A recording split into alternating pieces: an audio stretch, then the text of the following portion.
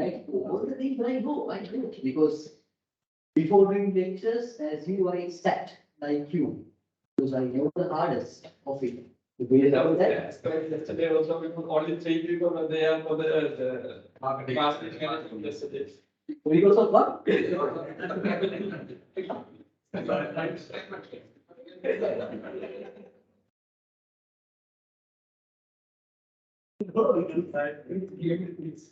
can decide whether you have prioritized your activities properly. I'm not going to discuss about time management. Prioritize your activities. Like this. You can decide about it like this today. You could solve it, but it is recognized as a late solving. Right? Okay. So today, 5th of March, and next week will be your quiz. Next week will be your quiz. Right? And next week also we have to do a small discussion, right? Don't take it as a serious one. Very small discussion. I have uploaded all the details to the limits. Right? So everything is there, right? Everything is there. Right? So planning, organizing, reading, and at the end they can determine the controlling part, whether we reach the targets or not, right? So that's what you are learning at the management discipline. Right. Okay, so online students, how about the progress of your individual assignment? So I just asked the progress, huh? I just asked the progress. It does not imply that you are going to get the extension. Yes, how about the progress, Udara, online students? About your individual assignments?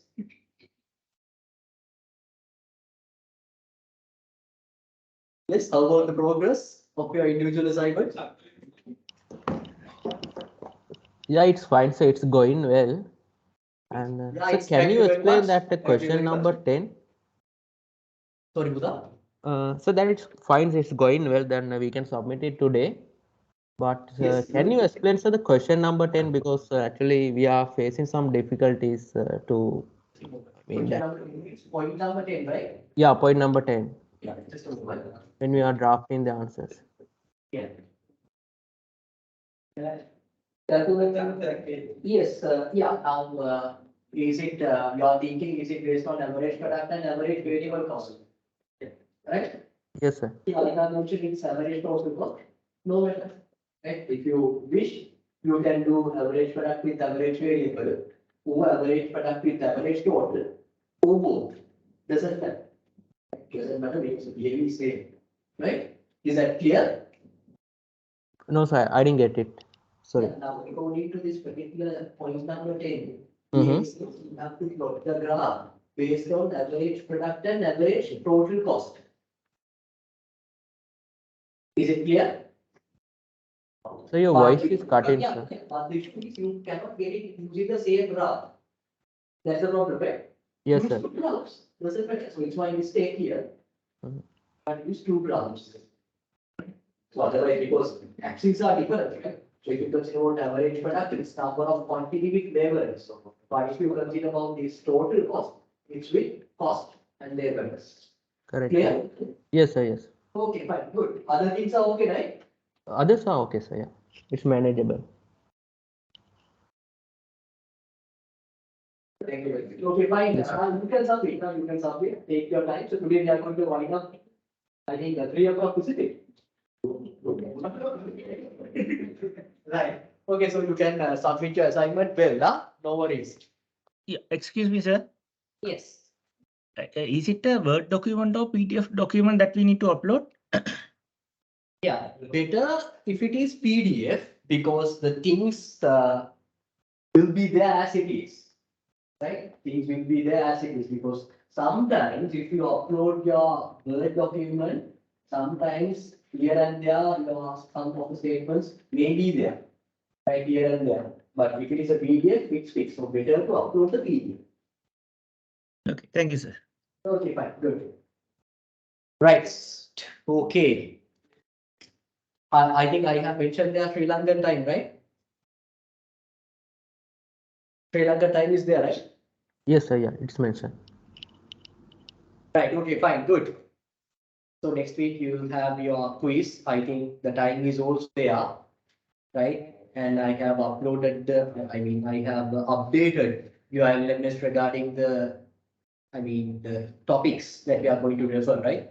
So it's perfect competition, cost of production, introduction to business website production decision, and monopoly. Right? So those are the 4 areas, 15 MCQs, right? 15 MCQs. It's very easy one. Clear? Any doubt? Yeah. It's from the mobile phone. From here, you're good. Anyway, you have to log into common platform LMS, and please make sure to rectify any doubts in your LMS, right? Right, if you have any username issues, password issues, so please make it correct before your quiz. Okay, right. Okay, fine. So we are going to meet only another 2 weeks after this week, another 2 weeks, right? 3 weeks. So final date will be 25th of March, isn't it? 25th of March, that's your group report and presentations, right? Right, group report and presentations. So please try to prioritize your work, right? That is why at the very beginning, I have given you the deadlines, right?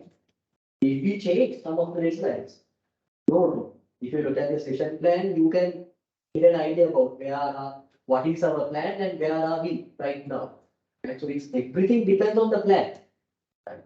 Everything depends on the plan. You have to complete your degree within a certain period, and that is a target, isn't it? Right? You can not over it, you can.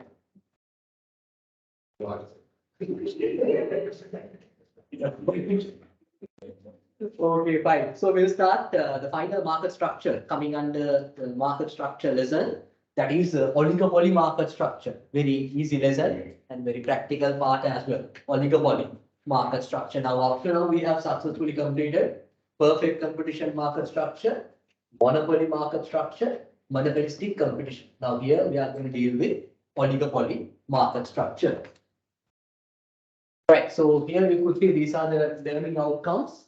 So once we complete this particular lesson, we should be able to identify the characteristics of monopoly, oligopoly market structure, then describe and illustrate the equilibrium under oligopoly using different models.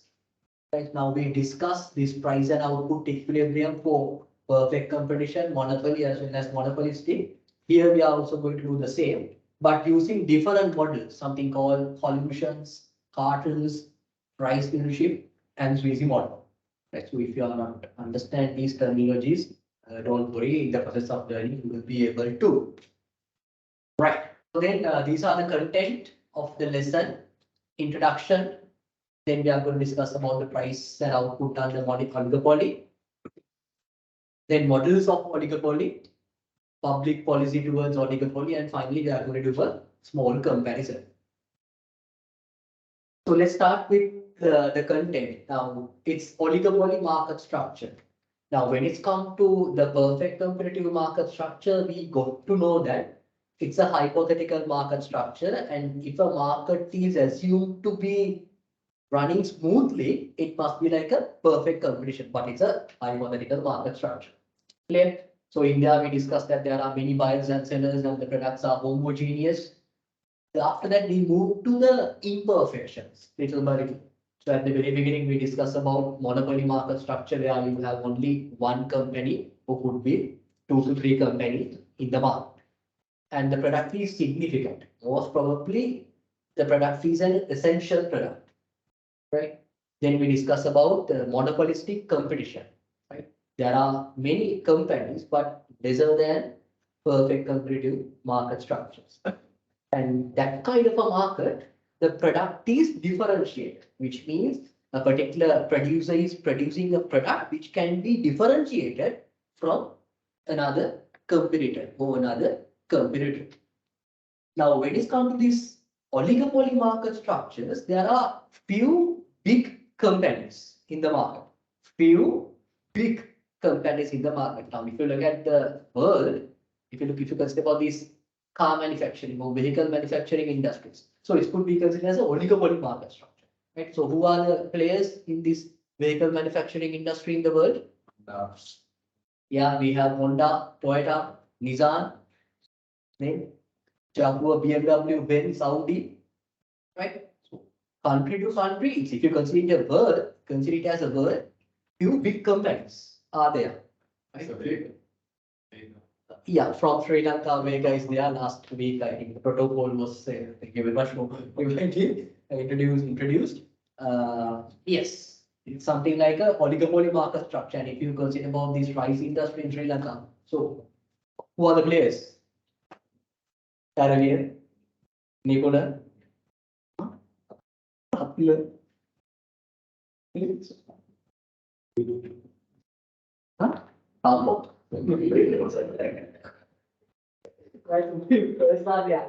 We don't only market structure in Sri Lanka. Right. So now the first thing is in this kind of a market structure, we have big but few sellers in the market. Big but few sellers in the market. And also, if you consider about the feature of the product, it could be differentiated products or it could be non-differentiated products.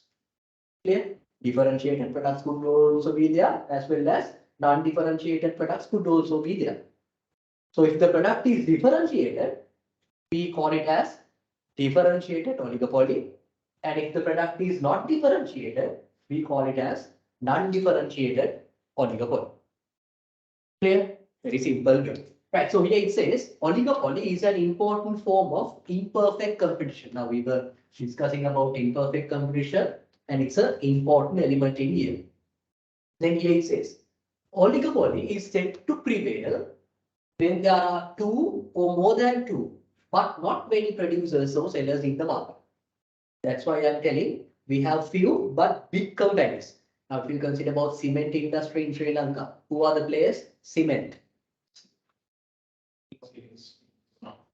Yes. Yes. Nearly 5 to 6 companies are there. Right? It's not a monopoly, it's an oligopoly. Few big players in the market. Okay? So when products of a few sellers are homogeneous, which means identical products, we consider it as oligopoly without product differentiation or pure oligopoly. So you don't have any differentiation product, all the products are same. So it's a pure oligopoly situation.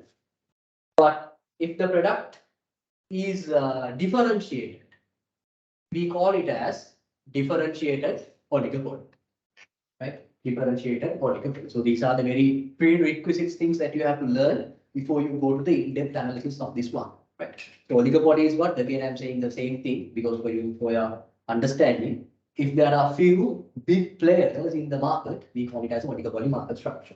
And in this kind of a market, the product either could be homogeneous or differentiated. If the product is differentiated, we call it as differentiated oligopoly. And if the product is not differentiated, we call it as non-differentiated or pure oligopoly. Clear? Right, good. Then let us move to identifying the features of this kind of a market structure. Features of oligopoly market structures. Now, here you could see the first one is interdependence. The first one is interdependence. What do you mean by interdependence?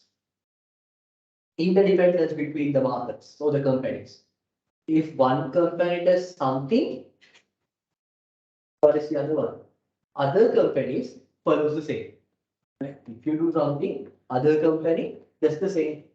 Accordingly, you cannot make the maximum benefit out of a particular strategy that you have implemented because others also follow it. When you decrease the product, when you decrease the price of the product, or if you are providing a particular discount, other companies will do the same. Right? So you are having such kind of a discount as a strategy to maximize your revenue. Right? But if other companies do the same thing, you are not getting the maximum out of your strategy because of this interdependence. Right now, when it comes to Sri Lanka, you know, when it comes to this particular reality shows, right now, who is the first to implement the reality shows in Sri Lanka? I mean, when it comes to the yeah, what is that? It's a superstar. Superstar. It's a superstar. Then again we had something. What is that? From there they have started dream star. Right? Then again dancing star. Who's there? In Swarnamahini, they have coupled with the portfolios of stars. Singing stars, dancing stars, comedy stars, many things. Then again we moved into Ranabirurial star. Group line. Then again champion star. Right? 60 plus. Right? Many things. You can see the interdependence are examples. Then again we came up with what? Voice Sri Lanka, voice team. There's another player in the market who is producing megas. Right? So that is the interdependence. Right? Interdependence. Earlier there was American Idol, then it comes in that kind of a way. Clear? Interdependence in the market. So that is what here it says. The most important feature of oligopoly is the interdependency in decision making. Right? Interdependency in decision making of the few firms which comprise the industry. So market reactions are there. If you do something, other will also do the same. Accordingly, you cannot get the maximum out of your strategy. Clear? Yes, you could consider if they have provided some, lower pricing. Yes, correct. Data packages. And the other one is importance of advertising and selling cost. Right. So now these people are incurring severe advertising costs to promote their product.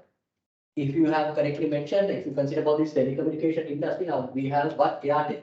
Now you could see how many promotions that they are doing, right? So Airtel actually comes into Sri Lanka in the year 2009, 10, if I am not mistaken, 2009 or 2010. Right? So they have done a severe advertising campaign in Sri Lanka, and even they have considered this particular Shah Rukh Khan for our advertisements as well. So that much of a cost they are incurring. Right? That much of cost they are incurring. Right? So here it says a direct effect of interdependency of oligopolies is that various firms have to employ various aggressive and defensive marketing weapons, aggressive as well as defensive marketing weapons to gain a greater share in the market or to prevent the fall in the market share. They need to increase their revenue as well as they need to protect the reduction of their market share.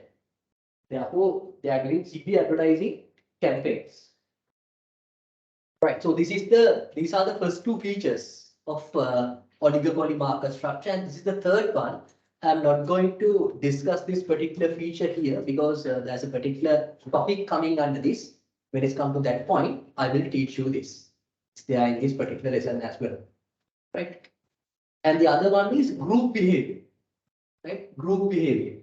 They can work as a group. Right? They can work as a group because this interdependency is actually a headache, isn't it?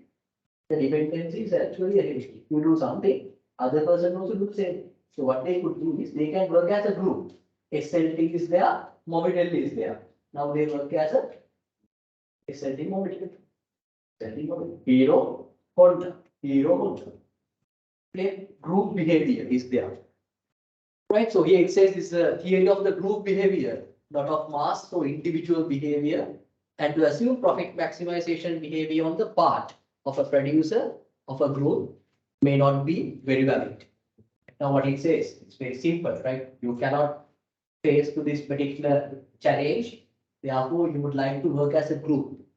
Right? You would like to work as a group. So this is the fourth feature coming under this oligopoly market structure. Now there are how many features? First one is interdependence is there. The second one is they are doing many advertising and selling part. They are incurring huge cost for that. And the third one is actually I told you I'm not going to discuss it right now. It's regarding their demand curve. Right? It's regarding their demand curve. We'll see how it could be considered as an important feature at the end. Then the fourth one is group behavior. Fourth one is group behavior. So could you please read up to this point? Please read up to this point.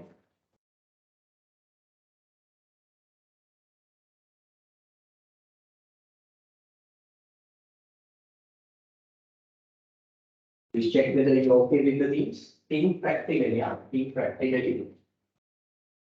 So don't read the third one. Because we'll discuss it later on.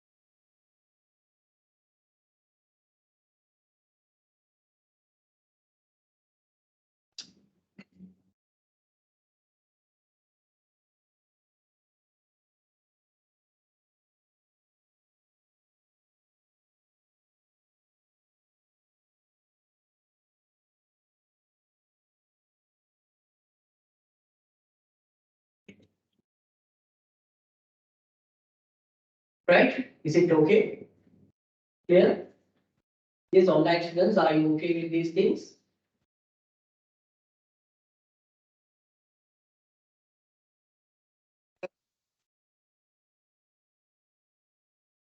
These online students, are you all okay with these things?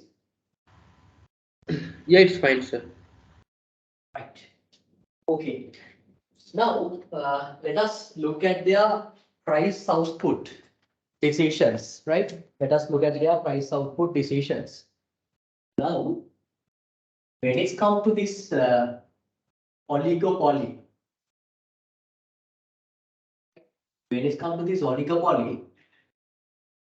one of the prominent feature is the interdependence.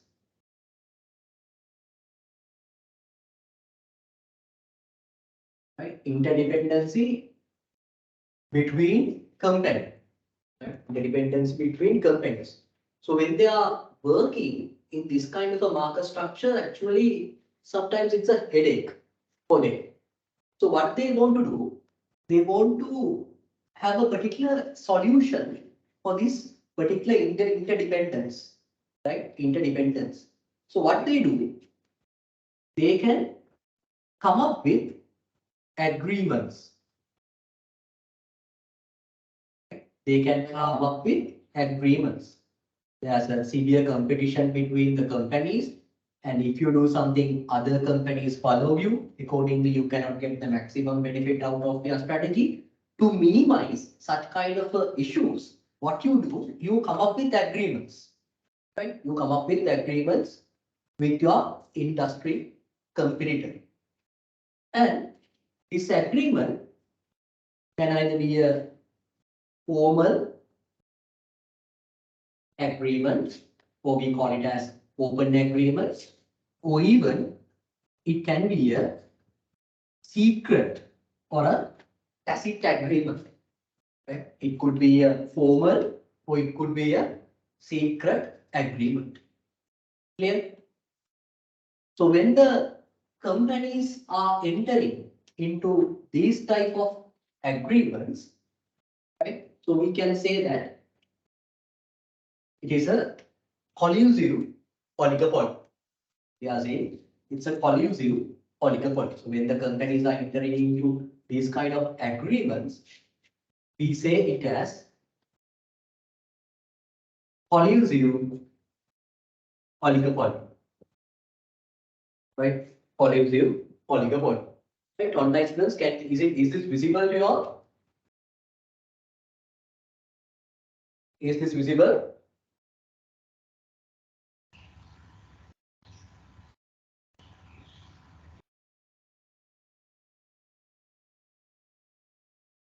Clear? Collusive oligopoly prevails.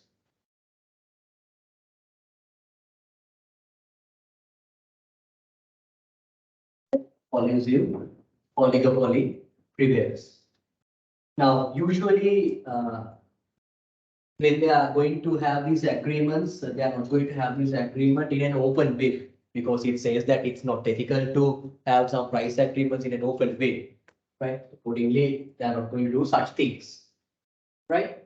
Now, when it's come to this collusive oligopoly, there are two things, right? There are two things. First one is they can work as a cartel. Excuse me, sir. Yes. Board Yeah. is not much clear, sir, because numbers are just the blurred. Numbers. Yeah. Not numbers, sorry. The letters are blurred. If you could use Letters the are right hand blurred. side of the bird. Okay, fine. I'll do it. Here.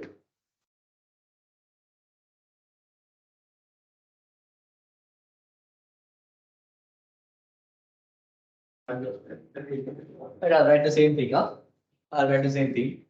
Right? Listen, huh? So it's oligopoly.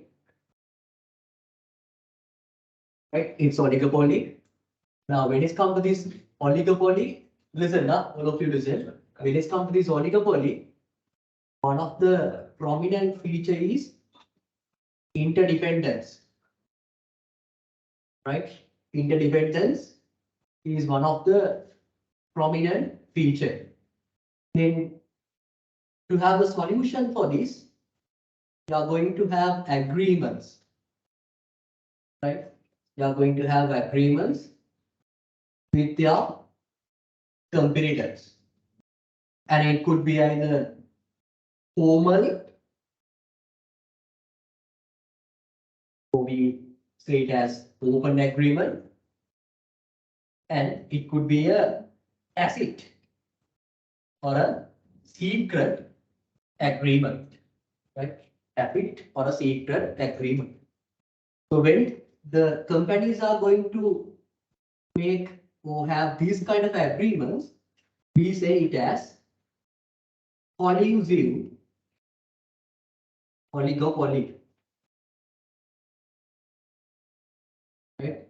Collusive oligopoly. Is it now visible?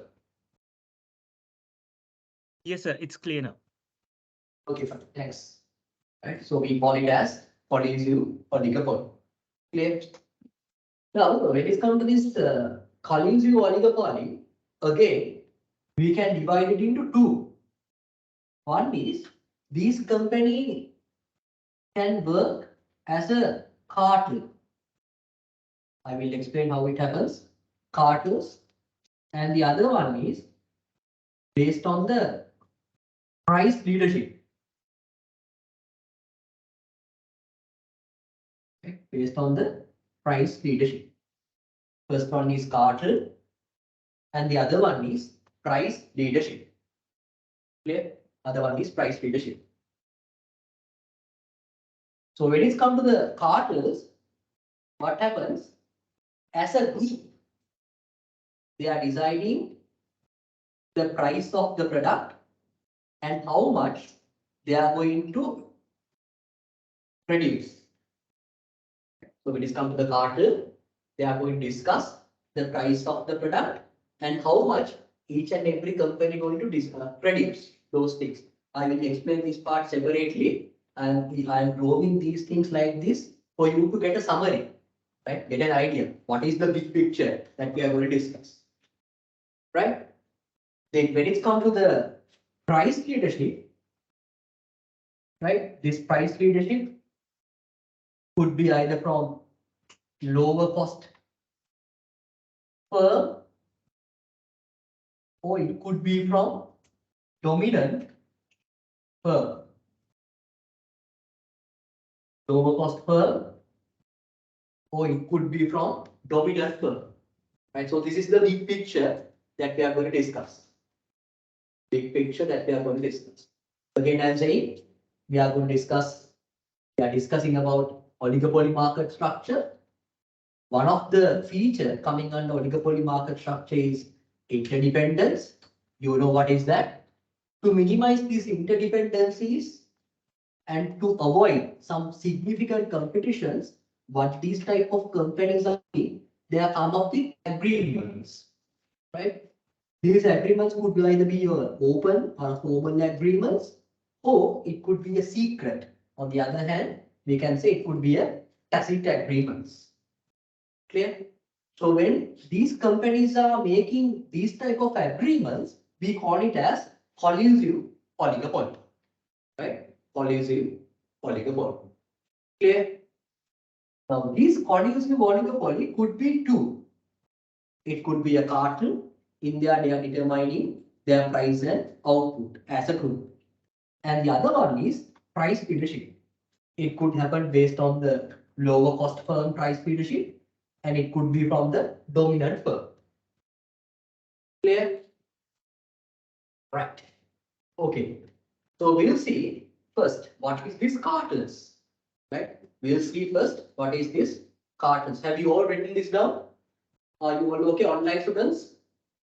Have you completed this part? 1 second, sir. Okay, sure.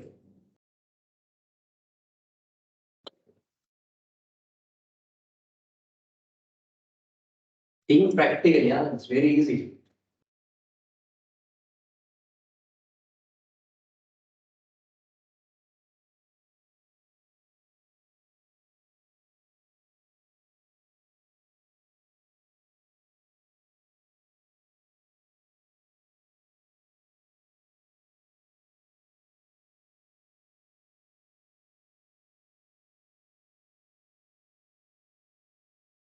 Right? Okay. Is it fine for the online students? Yes, sir. Yeah. Shall I list this? Right. So this is the big picture that you want to remember. Right. Good.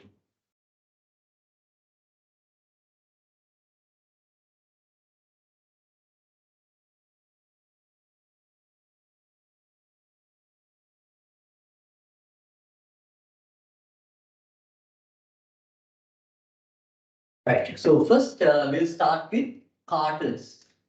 Right. First we'll start with cartels. Cartels. Now, when it's come to cartels type of agreement, right? When it's come to the cartel type of agreement, what actually happens if you consider a particular industry? Now, let's say this is a particular industry, right? And within this industry, there are many companies. Within this industry, there are many companies, right? Now, what they do, they have a small discussion with them, and they determine to produce a particular level of output, as well as they determine the price of the product. They determine the price of the product. Within the industry, there are many companies. What they do, they can have a discussion and they can come up with a uniform or unique price and output policy, right? Uniform price and output policy. Is that clear? Right. So simply what they are going to do, they are going to share the industry demand. They are going to share the industry demand. Example, if we say the total demand for a particular product is 100 units, right? Total demand for a particular product is 100 units. Company A agrees to produce, assume that there are two companies in the market for our simplicity. Company A agrees to produce 60 units. Company B agrees to produce 40 units. Agreed to produce 60 units, and company B agrees to produce 40 units. Quantities are different, but the price that they are going to charge is same. The price that they are going to charge is same. So this is what happens in the car. Right? Again, I am saying within the industry there are many companies. They are having a discussion and they will decide how to share the total market demand, right? So within that discussion, let's assume that there are two companies in the market. Company A agrees to produce 60 units. Company B agrees to produce 40 units. Accordingly, they are producing this total 100 units. And they are charging a uniform price per leasing, same price for the product. Clear? That's what happens in the cartel type of a oligopoly. Cartel type of a oligopoly. So we'll see how to graphically illustrate this particular scenario. Right? We'll see how to graphically illustrate this particular scenario. We'll read these things. Actually, you know these things because I have explained these things, but we'll see how it happens. Right. Now, if you look at this particular graph, right? If you look at this particular graph, so how many graphs are there? There are 3 graphs, right? There are 3 graphs. Now, this graph represents the accumulated figures or total figures. Now, here you could see that this blue color line indicates the total market demand, right? Total market demand. And here you have your marginal revenue curve, and this is your marginal cost curve. Clear? This is your marginal cost curve. Now, the profit maximizing output determines where your marginal revenue equals to what? Marginal cost, right? Marginal revenue equals to marginal cost. Now, this is the point, right? And accordingly, you are going to produce as a group, right? As a group, you are going to produce Q3 units of output. As a group, you are going to produce Q3 unit of output, and you are going to charge this much of a price. That is what you come up with in that agreement, right? So to maximize our profit as a group, we need to produce Q3 level of output, and we have to supply that particular output at a price of P. Clear? That is the ultimate conclusion of your agreement.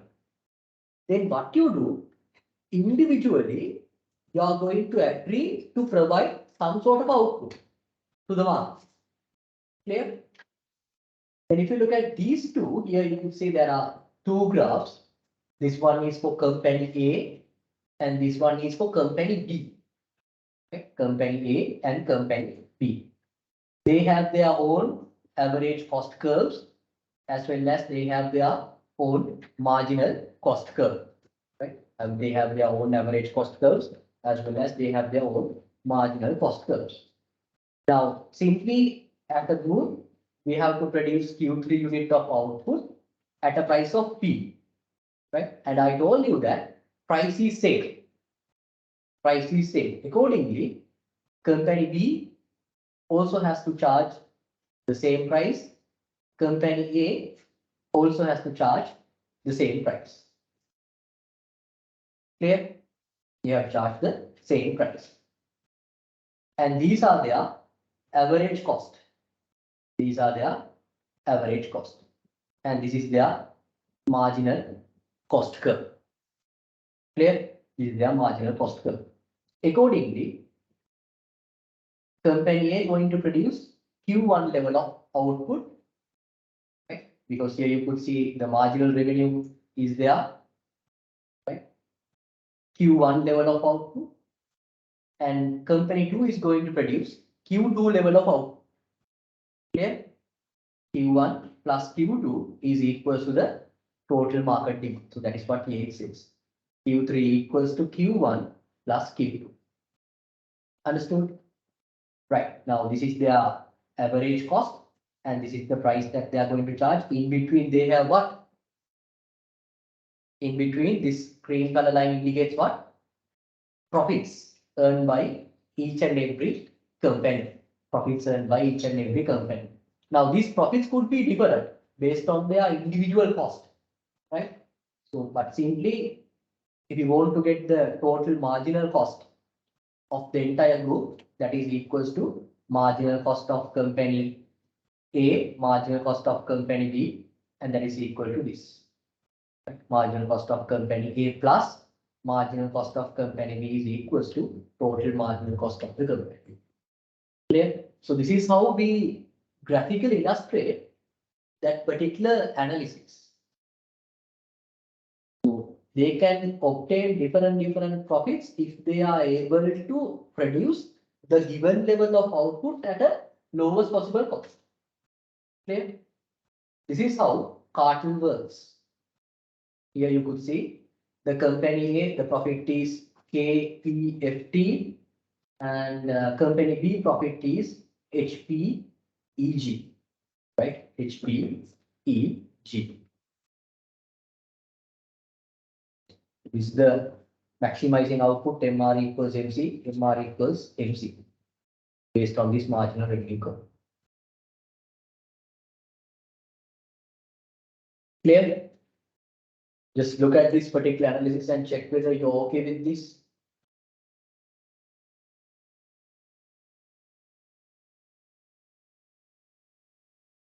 If you have any doubts, you can ask.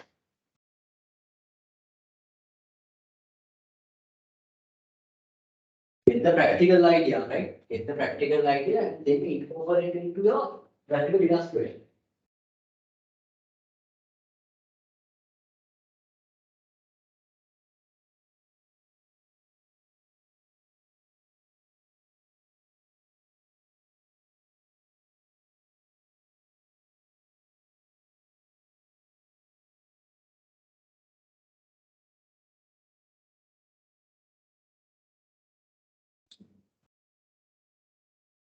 Is the profit maximizing output? How we share it.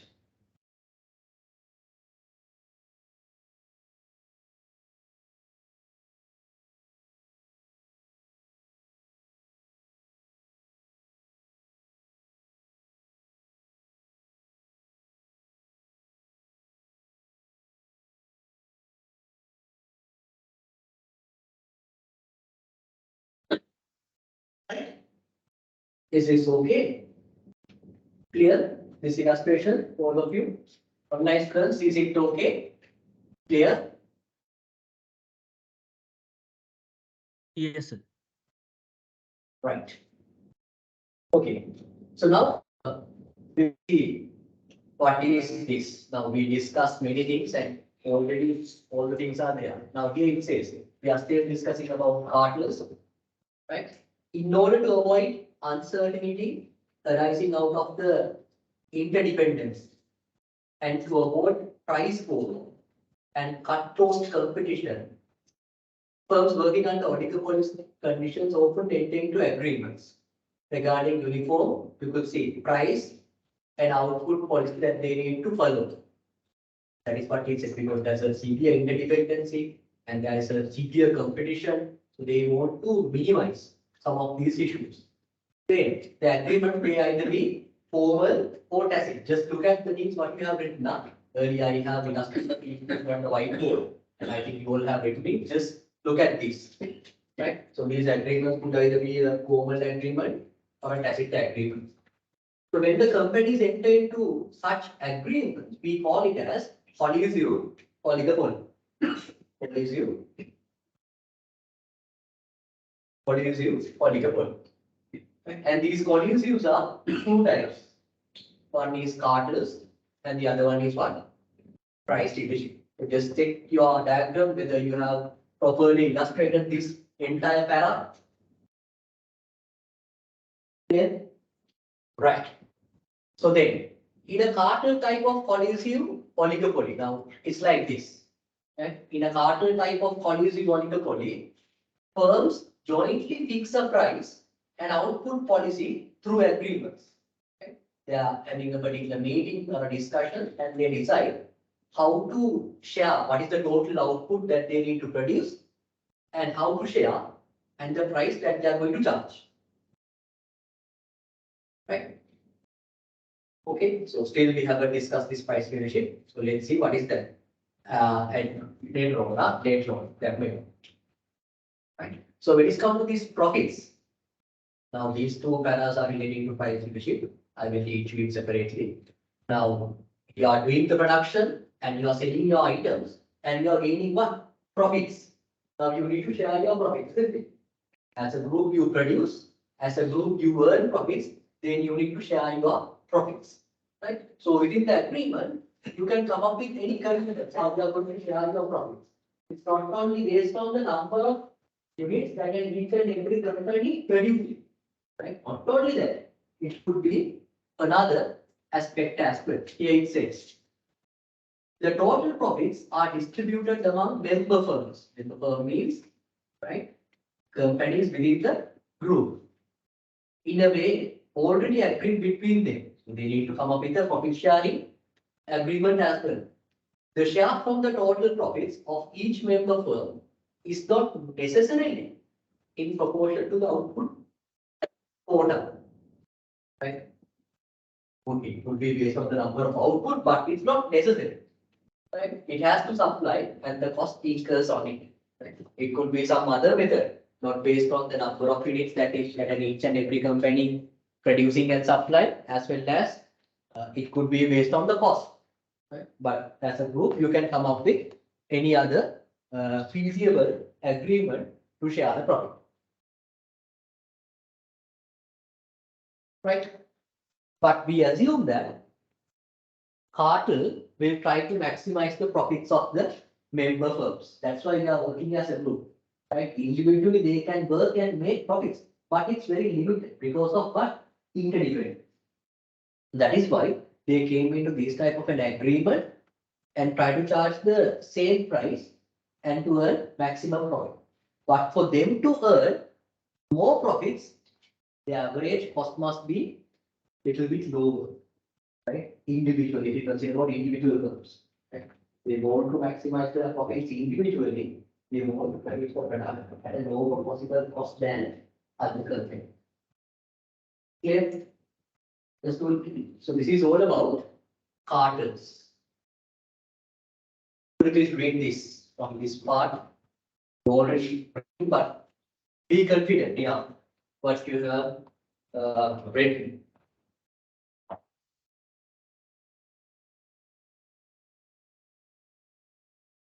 Right?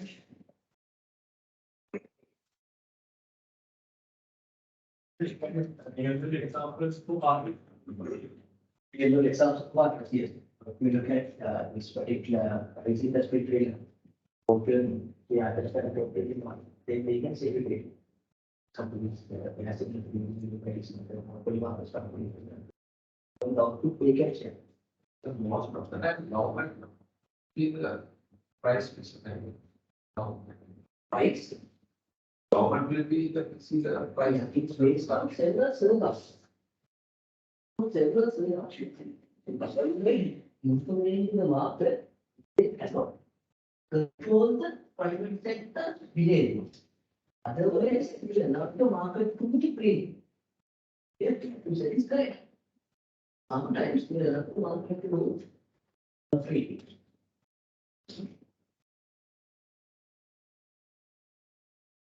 Yes, sir.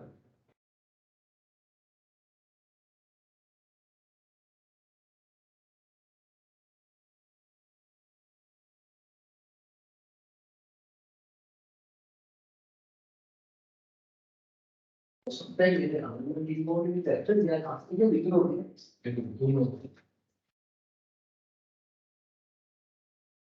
Mexican. Is the price? Yeah, same. Based on the variance, it's mean. Price is massive.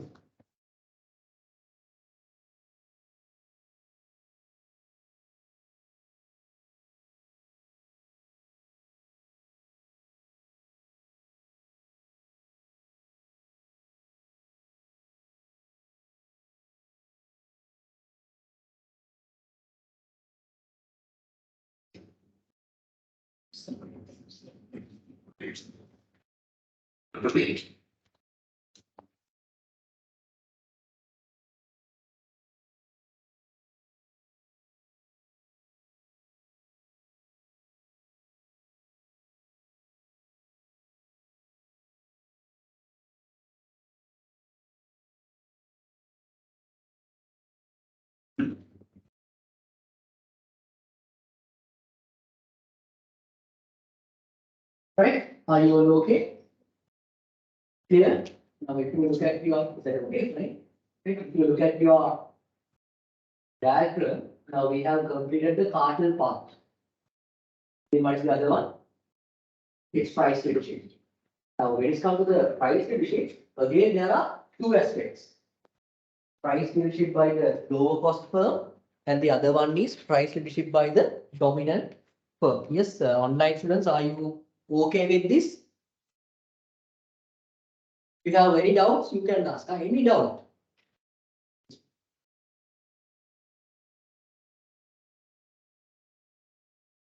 Excuse me, sir. Yes. Sir, just one thing. Yeah. In here, MRMC point, it doesn't come to the consideration, right, sir? It's there. If you look at the third graph, now this is the MRMC situation, point R, right? Here, could you please, Yeah. could you see Yes, this? sir. Right. So that is the Yes, sir. MR equals MC. So that is, therefore, company A as well as company B. So these are the points. So otherwise, it's very difficult for us to determine the output level. So if you consider about the company A, this is the output that they are going to produce based on their profit maximizing. And if you consider about company B, this is the output that they are going to produce based on their MRMs. Clear? That means individually they don't take the individual MR curve, so they take the industry one. Yes. Yes. Okay, sir. Thank you. That's assumption. Right. But anyway, to maximize their profit, individually they need to minimize their cost. Clear? Oh, yes, sir. Yeah. Thank you. Good. Good. Good. Fine. So now this is all about cartels. So let's shall I erase this? So let's see how price leadership works.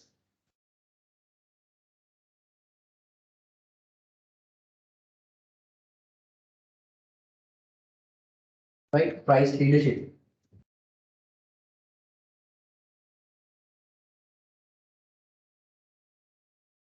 Price leadership. Right. Now, when it comes to this price leadership, again, right, I'm writing the same thing, but the approach is different.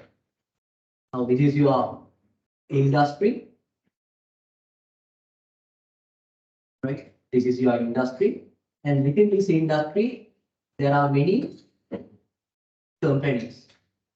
Right? Within this industry, there are many companies. So, what they do, they are going to have a discussion. They are going to have a discussion.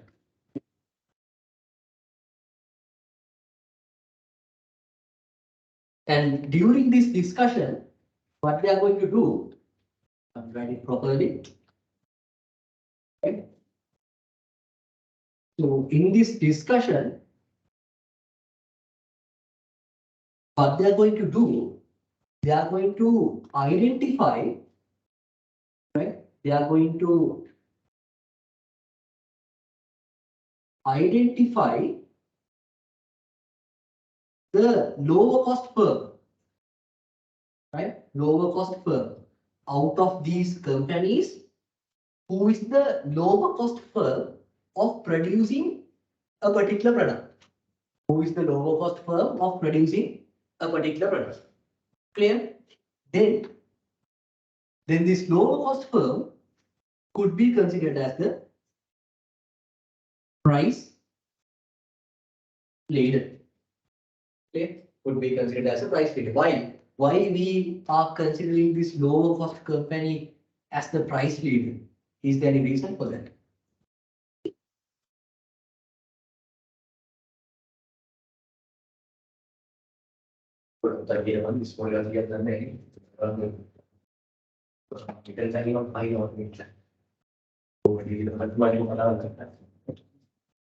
Right, so why we consider lower cost firm as the price leader? Is there any sufficient justification for you to tell? Yes, online students, you can also join to the discussion now. Yes, what do you think, Mutala? Yes, online students?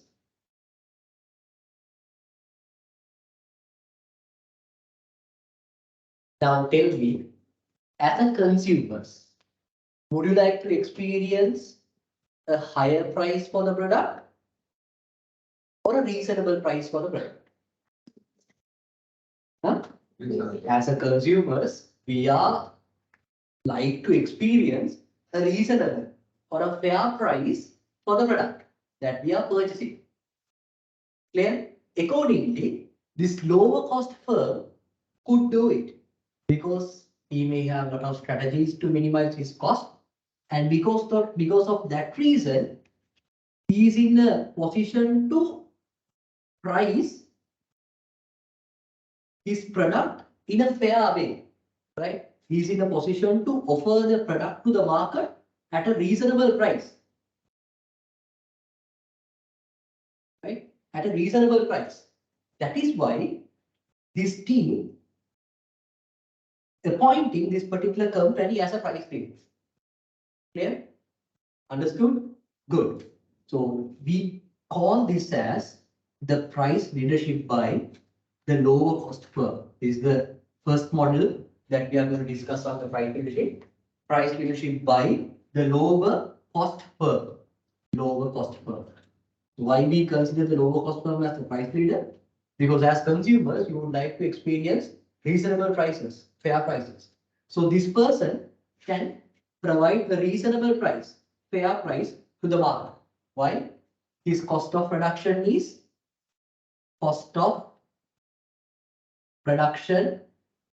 lower, right? So you know how to achieve the selling price, right? So your cost is there, then you have your profit margin, then you have your selling price. Clear?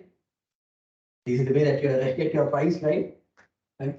This is the simple formula. Cost plus profit equals selling price. Now this person cost of production is lower and he is charging a fair profit. Accordingly, his selling price is also fair.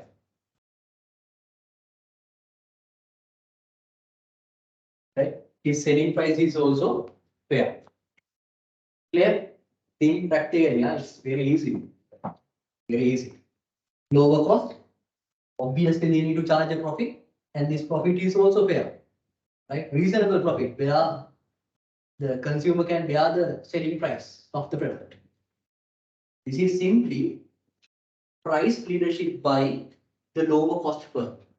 Let's assume that this company could be considered as the lower cost firm. Accordingly, as a group, these people are appointing this particular company as the price leader. Price leader. So this company is the price leader. This company is the price leader.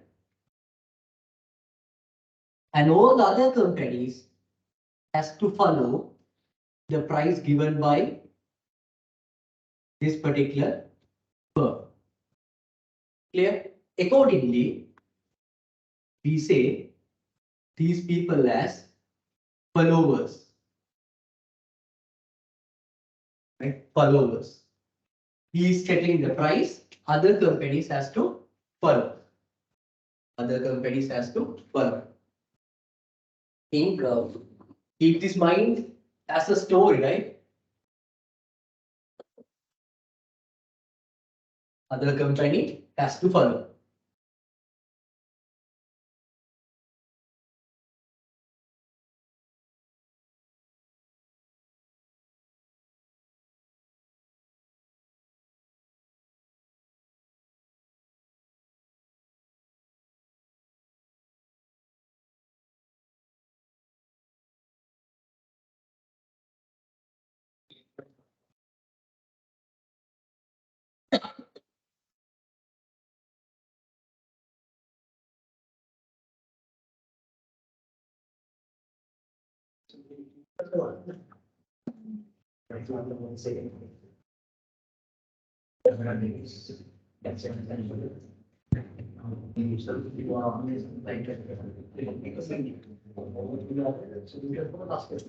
If they charge a higher price, but cost and qualify.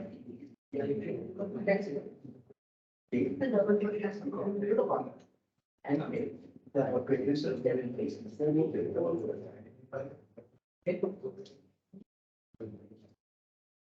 Clear? I think these the letters visible. You can see it. Lower cost, price leader, right?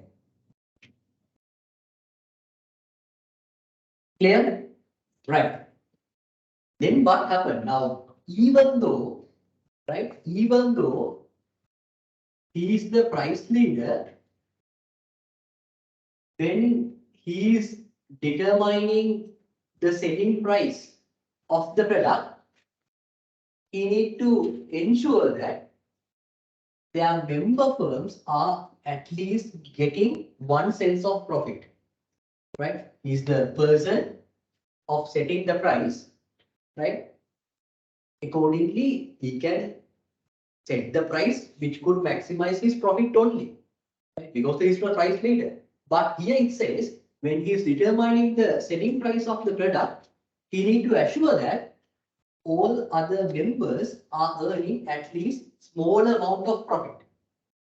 Not a bigger, small amount of profit, because even though this company's cost is high, this company's cost may be higher, right? So this person wants to assure that when he is deciding the selling price of the product, at least their member firms are getting a small amount of profit. We need to ensure. On the other hand, these companies must want to bring their cost down to get the maximum profit for their company. Right? So they cannot wait and say, yes, whatever the cost is high, our price data is very good. He's ensuring that we are getting at least a small amount of profit. So no worries, we'll keep the cost as it is. They can't do it. They need to use certain strategies to bring their cost down. Otherwise, this particular methodology will not be successful. Clear? So both parties you need to consider. Price leader want to consider at least some amount of a profit will be earned by these members. Simultaneously, these members must want to bring their cost down. Otherwise, it will be a pressure to their price lead. Because market is asking, you are producing a particular product at a lower cost, then you are asking a huge margin. Why is that? Clear? Okay. So this is simply the price leadership by the lower cost firm. Price leadership by the lower cost firm. This is clear, online students. This is particular illustration.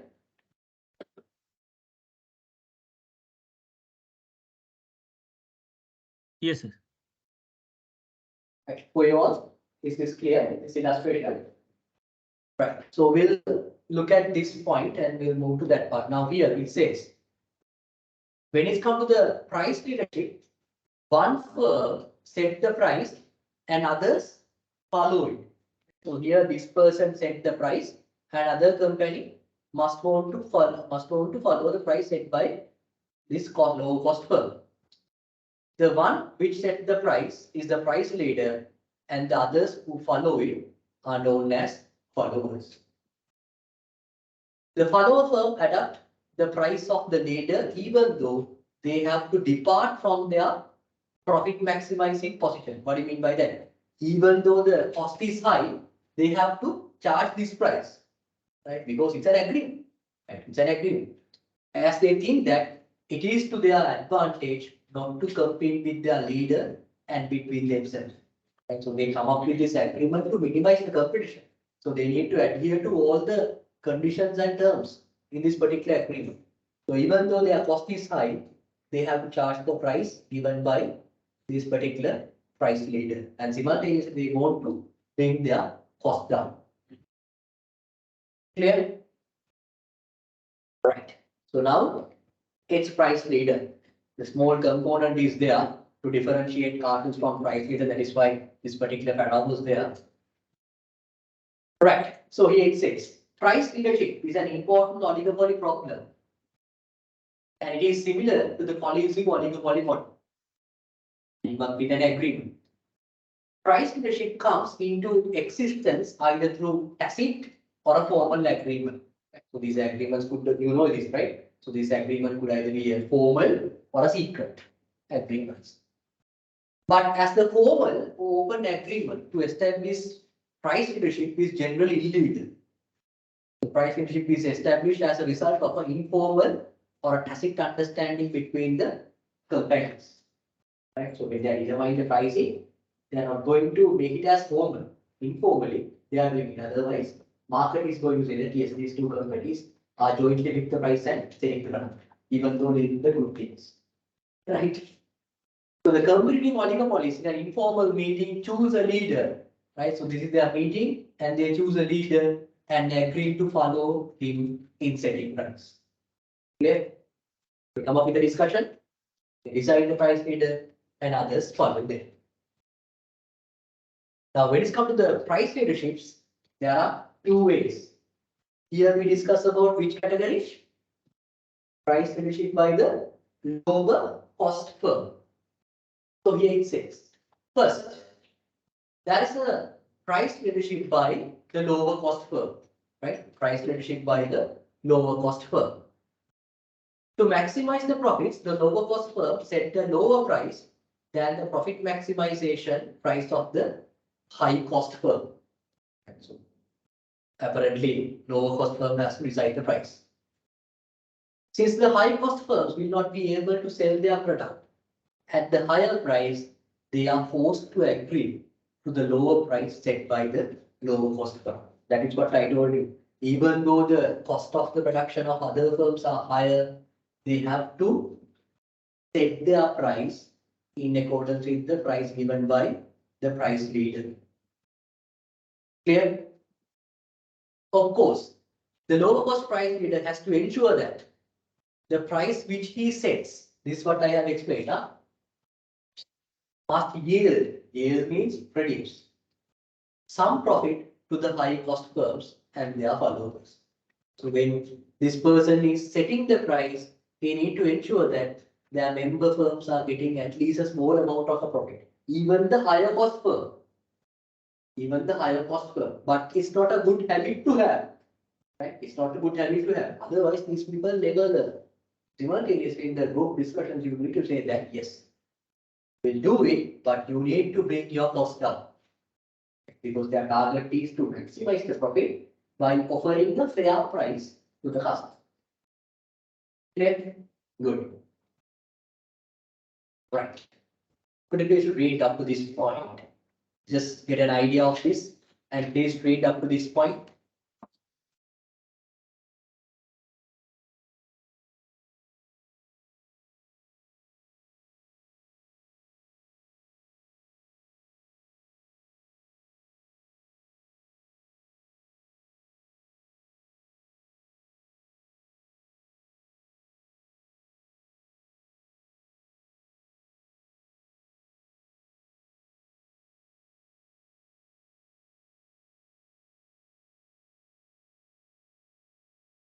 Any question?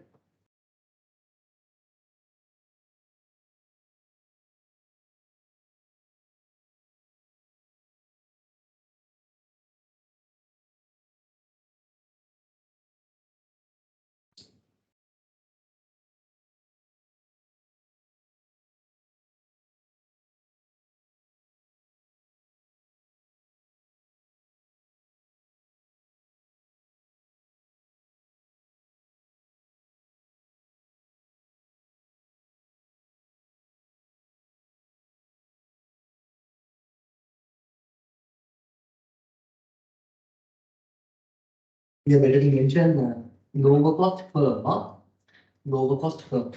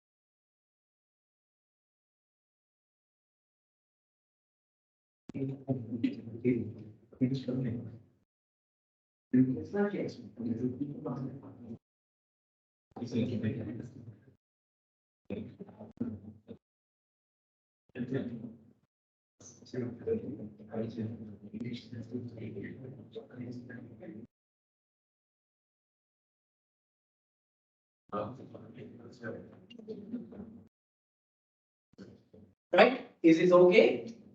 Clear for you all? Online students, are you okay with this illustration? Right? Please consider that particular illustration. Now, if you read this, okay, but better to have that idea. Right? Online students, are you all okay with the things up to now? Yes, online students. Yes, sir, it's okay. Right. So now this is how the lower cost price leadership works. We'll see how to illustrate this using graph. Right. The second one is dominant firm. Right. We'll see price leadership by the lower cost firm. Now here we are going to make some assumptions. Right. We are going to make some assumptions. So let us see what are those assumptions. Now there are two companies in the market. That is our first assumption, right? There are two companies in the market, company A and company B. The firm A has the lower cost of producing than B. Two companies, A is the lower cost firm, meaning that company is the price leader. Second one, the product produced by the two firms is homogeneous, so that consumers have no preference between them. Simply, the product is identical. Each of the firm has equal market share. In other words, simply they are dividing their entire demand curve into 50% and 50%.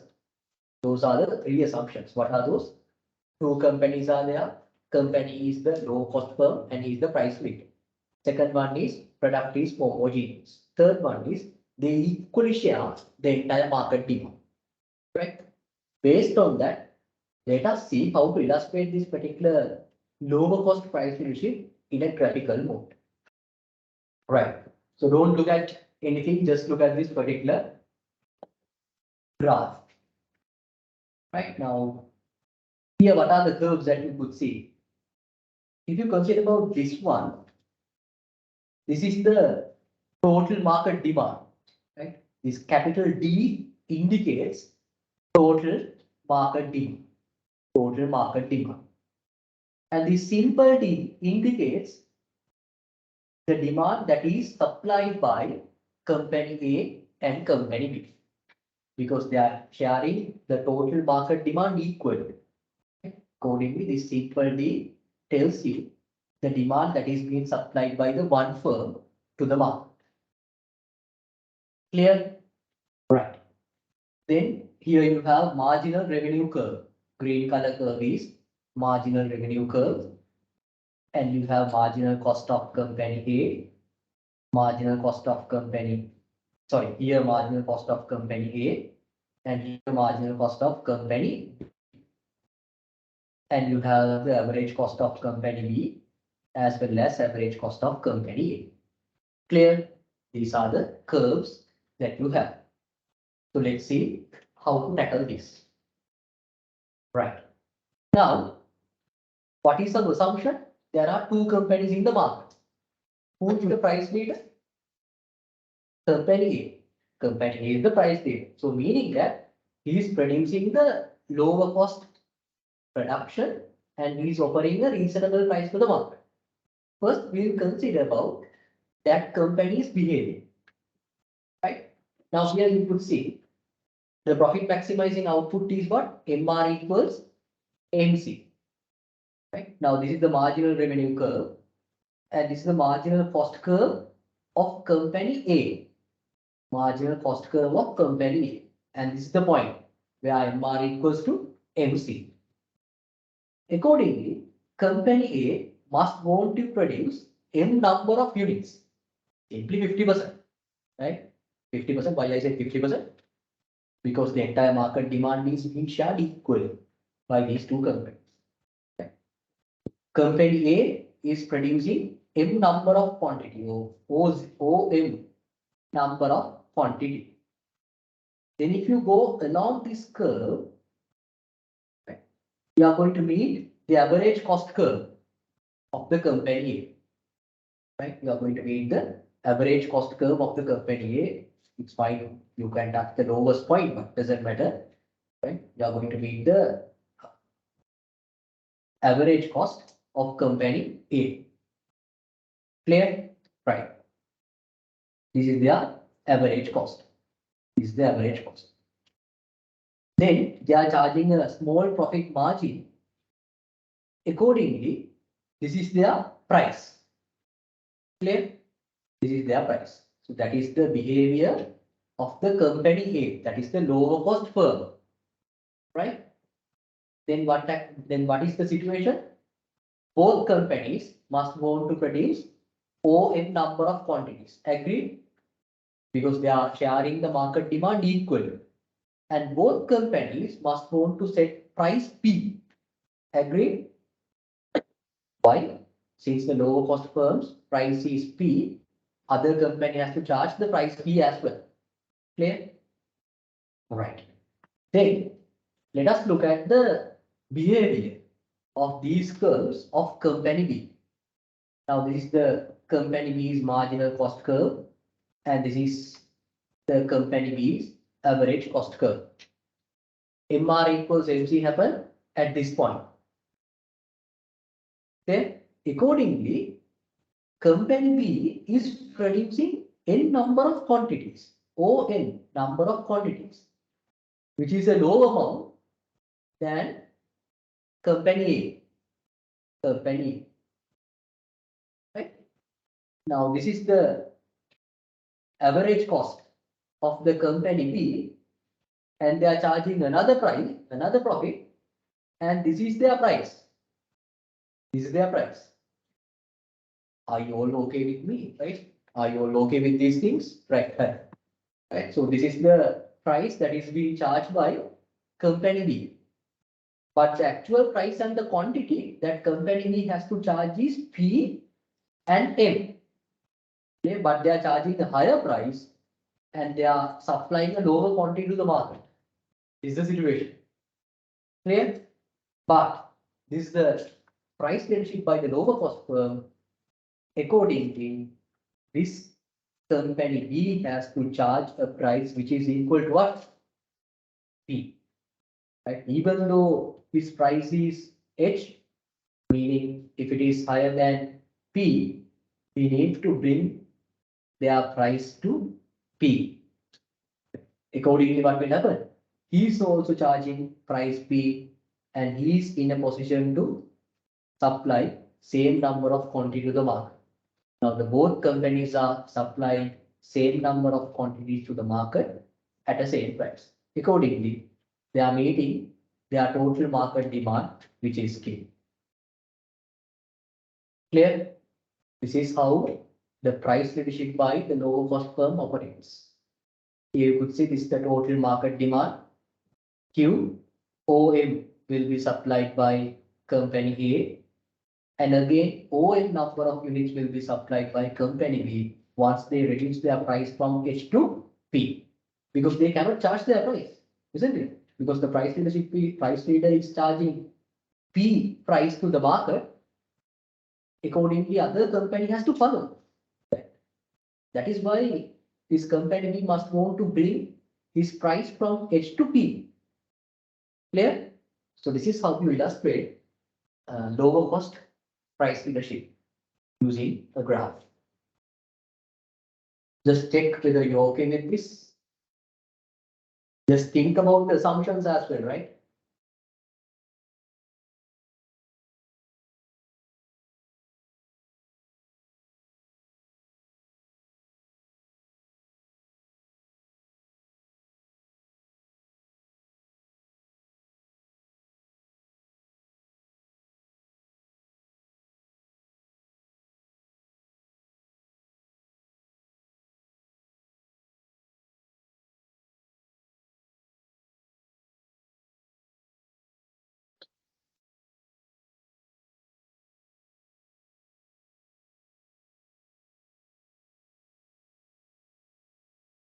Right? Just analyze this graph by your own. That's how you are learning, huh? Just analyze this graph by your own.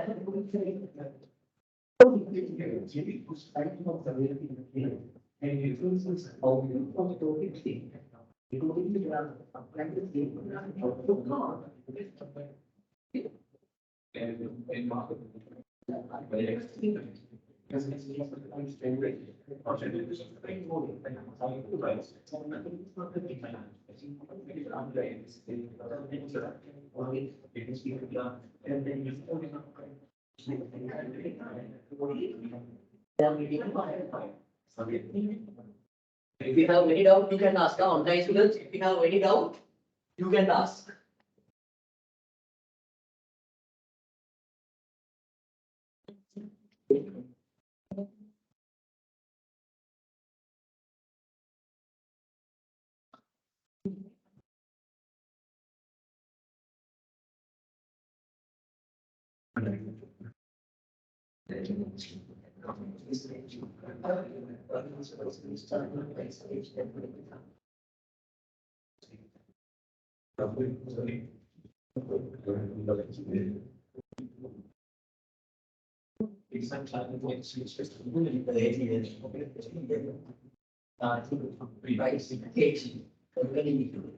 And why we need that?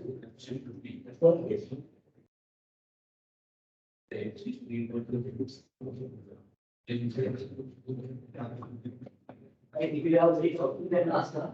Just give me doubts. Any doubts? Doubts? Online students, any doubts?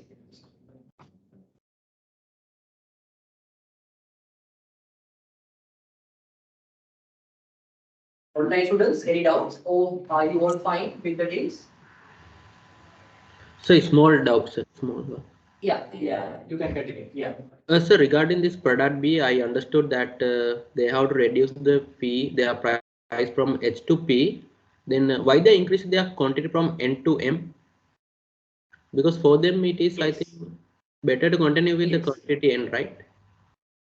Yes, because they are sharing the market demand equally. Now, if you look at here in our first previous slide, the last assumption is they are sharing the market demand equally, right? Accordingly, our total market demand is Q, right? For an example, let's say total market demand is Q. Mm-hmm. right? This is Q, and price leader supplies ON number of quantities to the market, right? And Okay. price and company B also want to supply the same amount to the market in accordance with this assumption. Okay. I got it. Yeah. Right, good. So if the market demand is 100, company A supply 50 units to the market at a price of 10. For an example, let's say we'll put the numerical figures here, right? All of you listen now. So let's assume that Kutala, listen now, listen, right? Listen. So let's assume that the total market demand is 100, right? And company A is the price leader. He is supplying 50 units to the market at a price of 10 per each, right? But company B, he is only supplying 30 units to the market, but asking 20 rupees from customers. So he cannot do it. He wants to follow the price given by the price leader. Accordingly, he needs to bring his price from 20 to 10. Then he has to supply the same 50 units to the market. So 50 plus 50 is equals to 100. Is that okay? Clear? Yes, sir, it's fine, sir. Okay, good. This, what about you all? Clear? Easy. Very easy, but the key is you need to have a very good idea about how to draw these graphs. I think I told you, right? You need to have the basic theoretical idea. What are the curves that you need? Then you can draw accordingly. That you need to have our theoretical background because in this first year, first second semester, then our sound theoretical background. But here we are discussing mathematical aspects as well. You would have known it. Right. So this is the price leadership by the lower cost firm, right? Price leadership by the lower cost firm. Then the other one is price leadership by the dominant firm. Now, what do you mean by dominant firm? Dominant. We can say Virat Kohli is a dominant player of Indian cricket. A. What do you mean by dominant? Yeah, powerful, major contributor. Those are some of the synonyms for dominant. Right? Now, again, what happens? Again, what happens? Shall I list this so? Shall I list this? Otherwise,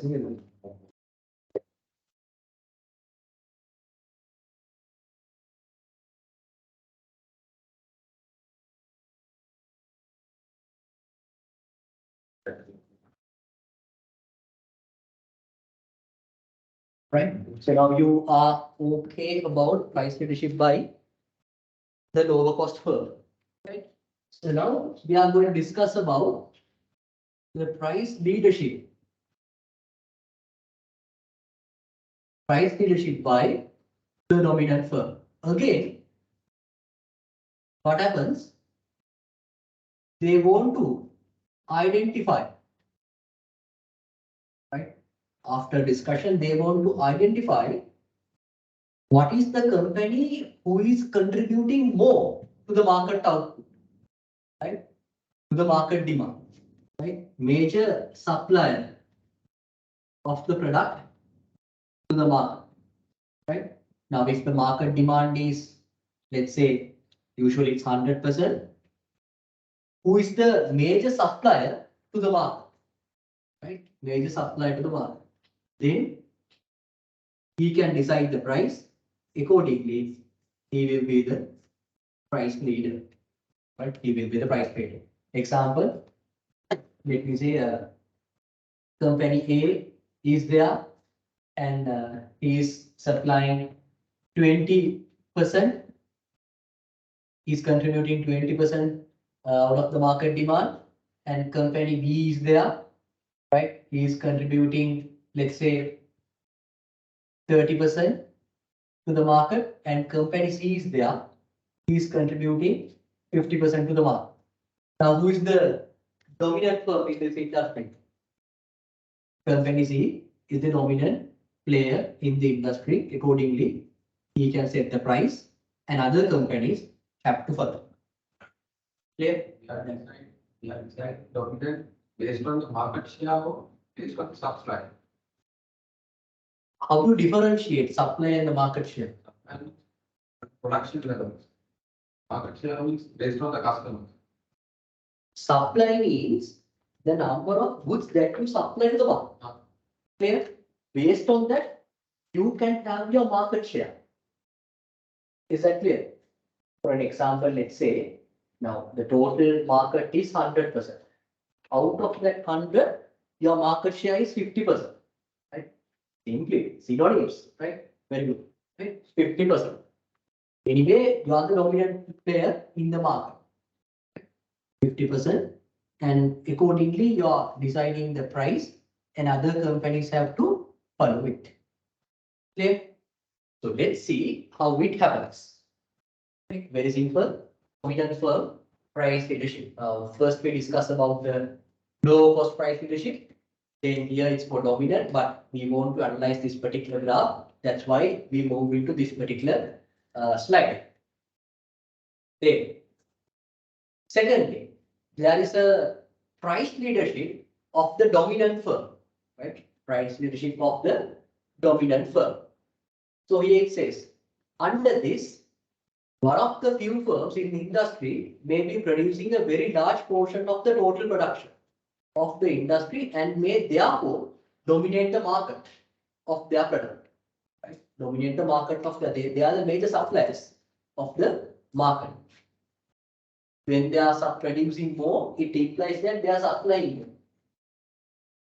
The dominant firm gives a greater influence or provide greater influence over the market for the production, while other firms are small and are incapable of many impact on the market. Now here you could say 20%, 30% are there, but some industries you could say there are 70%, 70%, even 60%. The market, and other companies are very small companies. They are producing and selling small quantities to the market. As a result, the dominant firm estimates its own demand curve and fixes a price which maximizes its own profit. Which maximizes its own profits, like the other part. The firms which are small and having no individual effect to the market price follow the dominant firm and accepting the price set by it and adjust the output accordingly. Right? So the major producer or major supplier is there, and he will be the price leader. Then other companies has to follow, right? Other companies has to follow. Clear? Right. So let's see how this price leadership would be analyzed, right? How this price leadership would be analyzed, right? So just look at these two graphs only. Don't go and read these things. Just look at these two graphs. Right. Now, this graph illustrates the behavior of the dominant firm, right? Dominant firm. And this particular graph illustrates how the market demand is being shared. So this graph illustrates how the market demand is being shared by companies in the industry. So this graph illustrates how the market demand is being shared by the companies in the industry. And this graph is for dominant firm. Clear? Right. So this yellow color line indicates the amount supplied by the small companies to the market. Right? And this green color line indicates total market demand. Right? This green color line indicates total market demand, and yellow color line indicates amount supplied by the small companies to the market. Clear? Then if you look at this second graph, dominant firm graph, now this is the demand curve of the dominant firm, and this is his marginal cost, and this is his average cost, and this is his marginal revenue curve, as usual. Right. So let's see how this happens. Now, this is the price, right? This is the price. Now, if the price is P, how much will be the demand? If the price is P, what is the demand? Yes. When the price is P, the quantity demand is equals to PS. Clear? Are you okay? The quantity demand is equals to PS. Right? So out of this total demand, small company supply only how much? This is the total PB amount of quantity, very good. PB amount of quantity will be supplied by the small companies to the market. And the rest of the demand will be supplied by PS, will be supplied by, very good, dominant firm will supply this much of a quantity to the market. Clear? Right. Now we can see the amount of BS in his own graph. Right? So when the price is P, right, same price is the dominant company's graph. Here you could see when the price is P, he is supplying this much of quantities to the market. Clear? He is supplying this much of quantity to the market, which means this BS is equals to what? PH. Very good. This BS is equals to PH. Clear? Now, when the price is P2, what is the demand? P2T. This is the demand. Small company supplies P2C quantity to the output. And the rest of the demand is how much? It's CT. And it is being supplied by whom? Dominant firm. This is the price P2. And this is the output is going to produce and supply. Accordingly, this CT equals to what? P2 is 8. Right? So when the price is P3, what is the market demand? P3U. Amount that is being supplied by the small company? 0. Entire demand is being supplied by who? Dominant firm. Accordingly, if you could write it P3, and this is the amount that is being supplied by the dominant firm to the market. Clear? And if the price is P1, what is the market demand? If the price is P1, P1R is the market demand. And how much of quantity that the small company is going to supply to the market?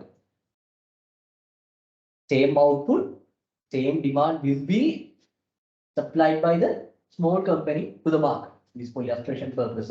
Accordingly, you could see they are not supplying anything to the market. When this person is supplying everything, he is not supplying anything according to this graph. Clear? Right? So this is in a very simple way how we illustrate price leadership by the dominant firm. So you want to know that you need to draw a particular graph to illustrate the dominant firm's behavior and to separate graph to illustrate how they share their market. Clear? Right. So please check whether you're okay with this. Price leadership by the dominant firm.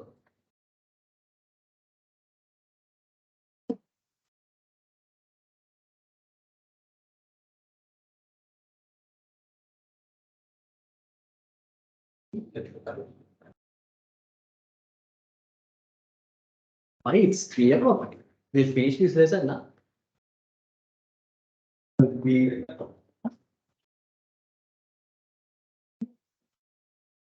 Right, you can ask any question, online students.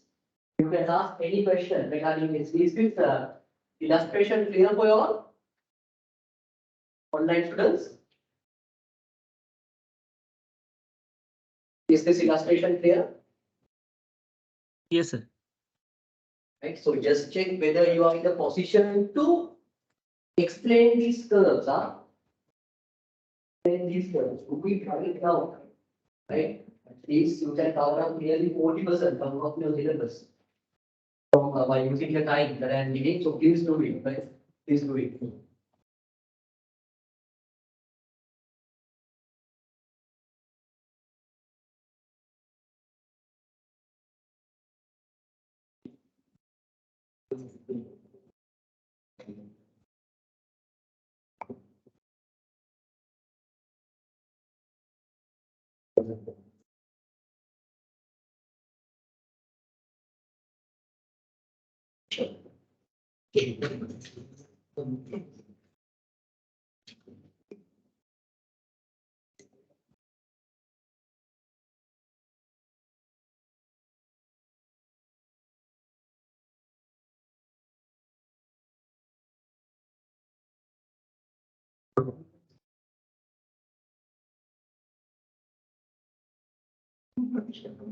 Right, just take now. Shall I ask someone to come forward and register?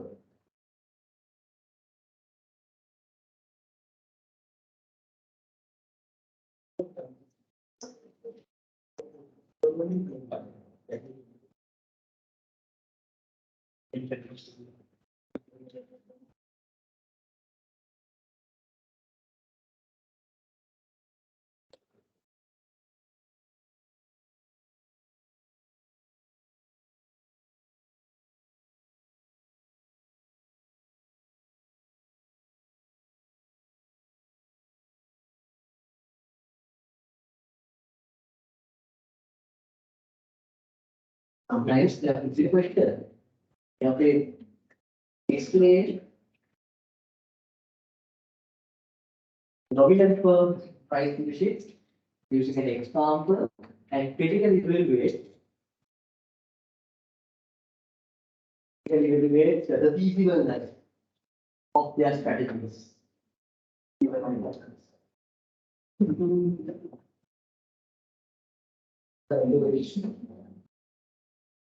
Any else?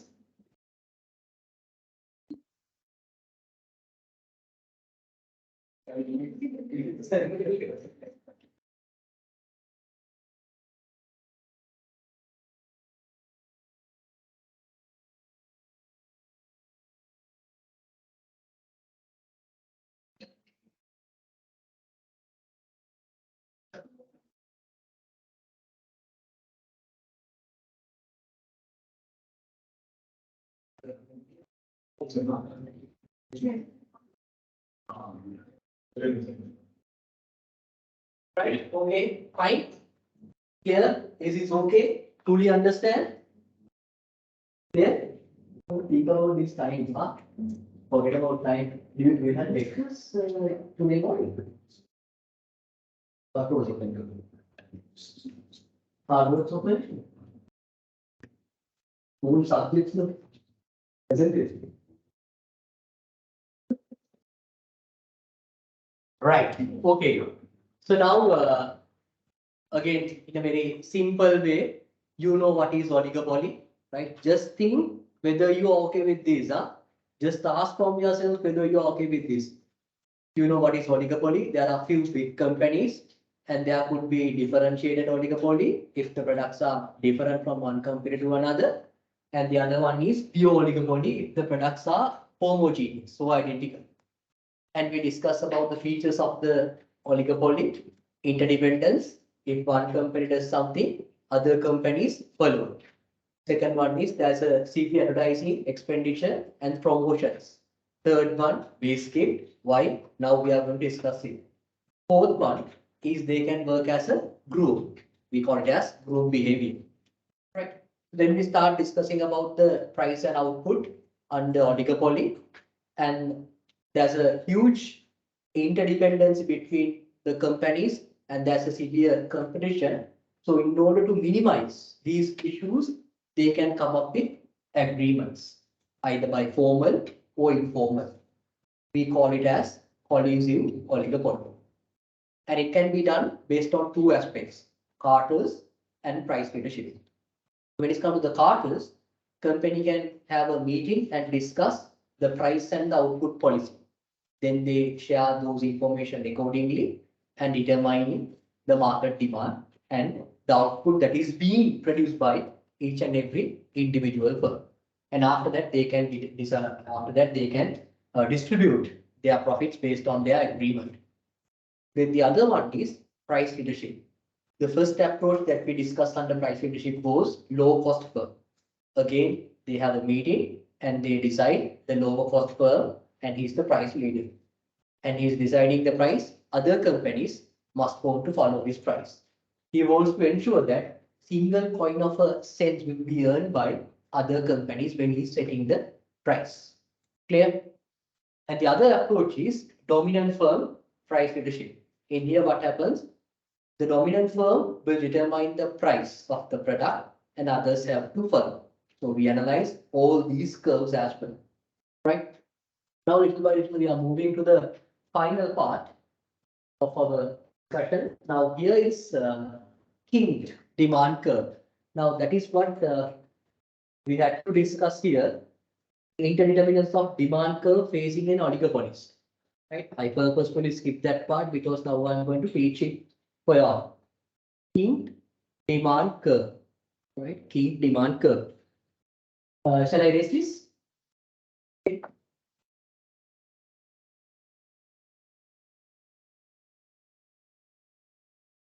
Right? King demand curve. Now usually, right? Your demand curve, this is your price and this is the quantity. And usually this is your demand curve. Am I correct? This is your demand curve. Right? So this is the price that you are going to charge. And this is the quantity that you are going to supply. This is the usual demand curve. But what happens when it comes to this King demand curve hypothesis? Now, what is a hypothesis? I think I have told it to you. What is a hypothesis? Don't ask, fine. Right? So, King demand hypothesis is there. According to that, right, your demand curve is little bit backward here. Right? Why is that?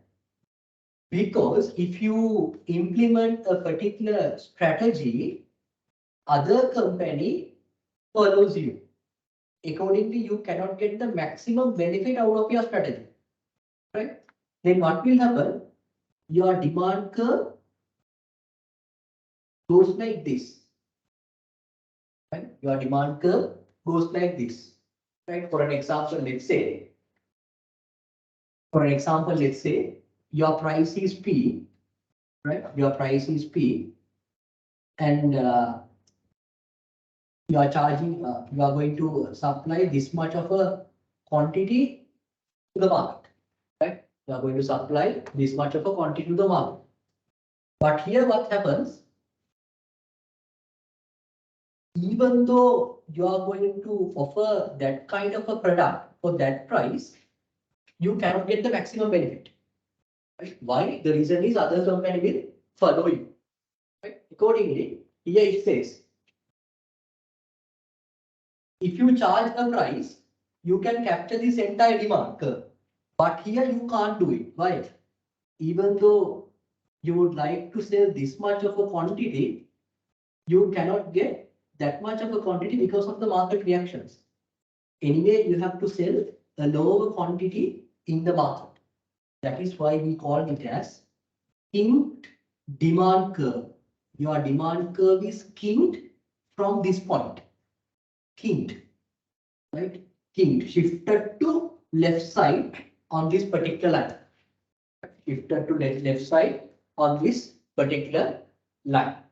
Right? Kinked demand curve hypothesis. Right? Kinked demand curve hypothesis. Clear? You cannot get the maximum benefit. Maximum benefit. Right? Your demand is lower. Right? Your demand is lower than your usual demand. Right? You're doing a particular strategy to get this much of a demand, but you cannot reach that level because other company use the same strategy. Then your consumers moving to that company. Accordingly, your demand curve is little by little bit bent backward here.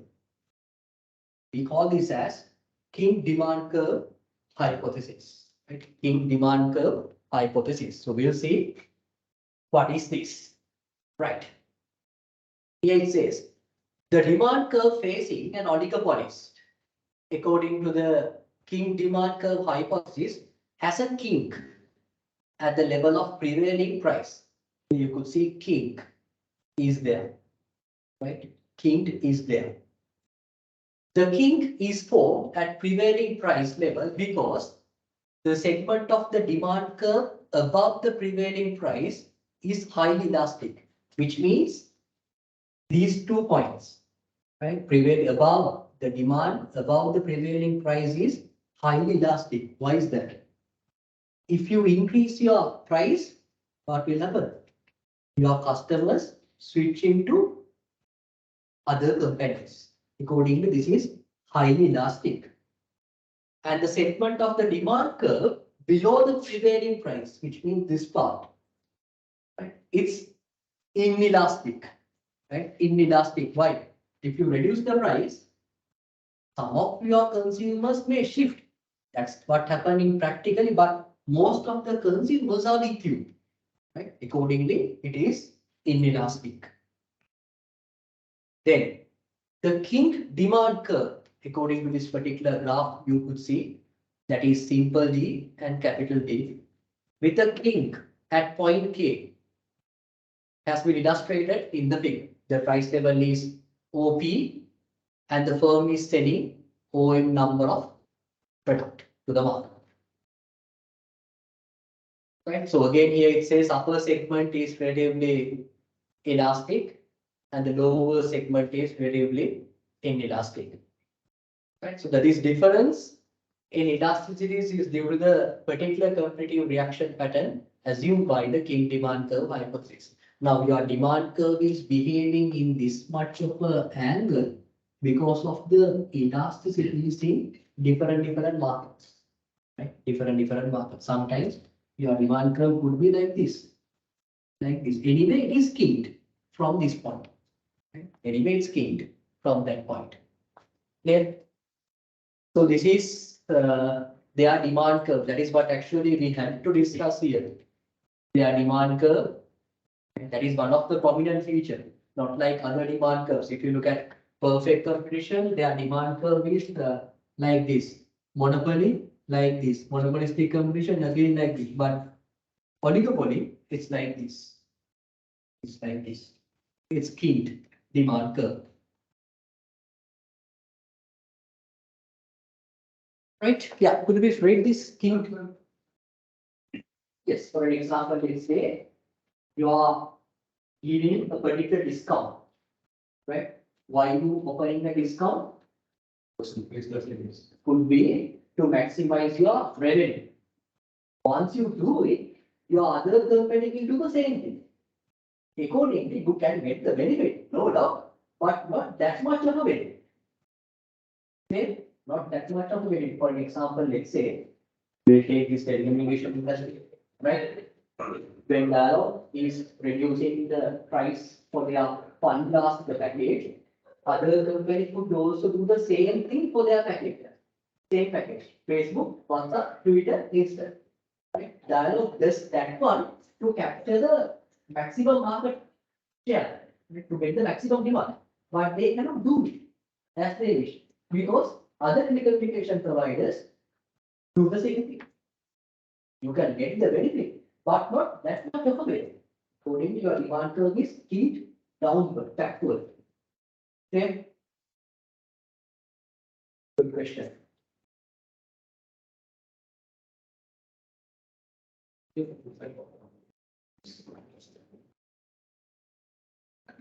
How it comes. But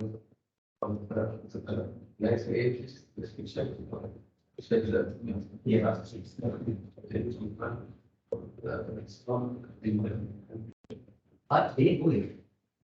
They should be. They do it somewhere. I mean, all the things are it's automatic there. You cannot say it's the product. We treat is great. Accordingly, they don't have their market segment. Right? we say we were purchased, but if they are photo, they don't have the market segment. Yeah, for example, it says about 20 R, that is their market segment. Accordingly, their price.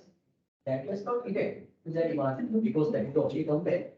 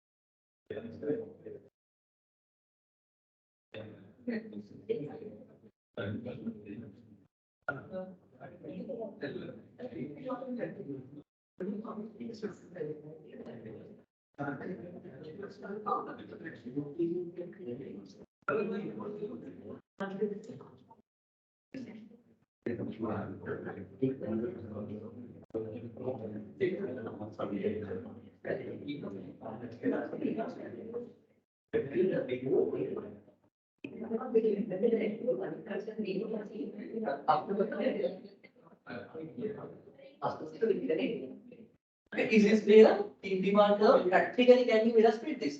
Practically how it happens? Clear? Take a particular example, right? Where is giving particular discount lower price, or even they are producing more data right, to capture the huge market share, the market. But they cannot do it while other companies follow them and apply the same practice. Company can get the benefit, but not that much. Because the entire customers are good among other companies as well. Then, right, so this is key demand curve. Online students, are you all okay with these things? Online students, are you okay? Hello, are you all there? Yes, sir, it's fine. Are you all there? Ah, fine. Right. Okay, so that's a homework for you all.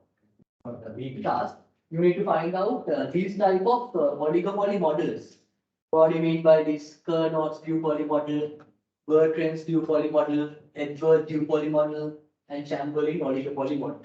Just look at what are those, what are the features, and how they determine the price of them. What do you mean by this particular oligopoly model?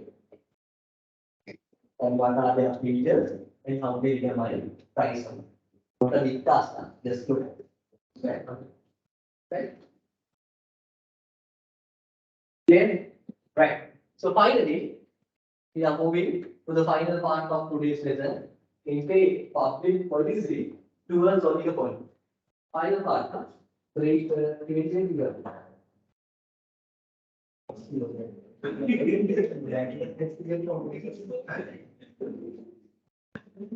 there are some tools for provide some signals.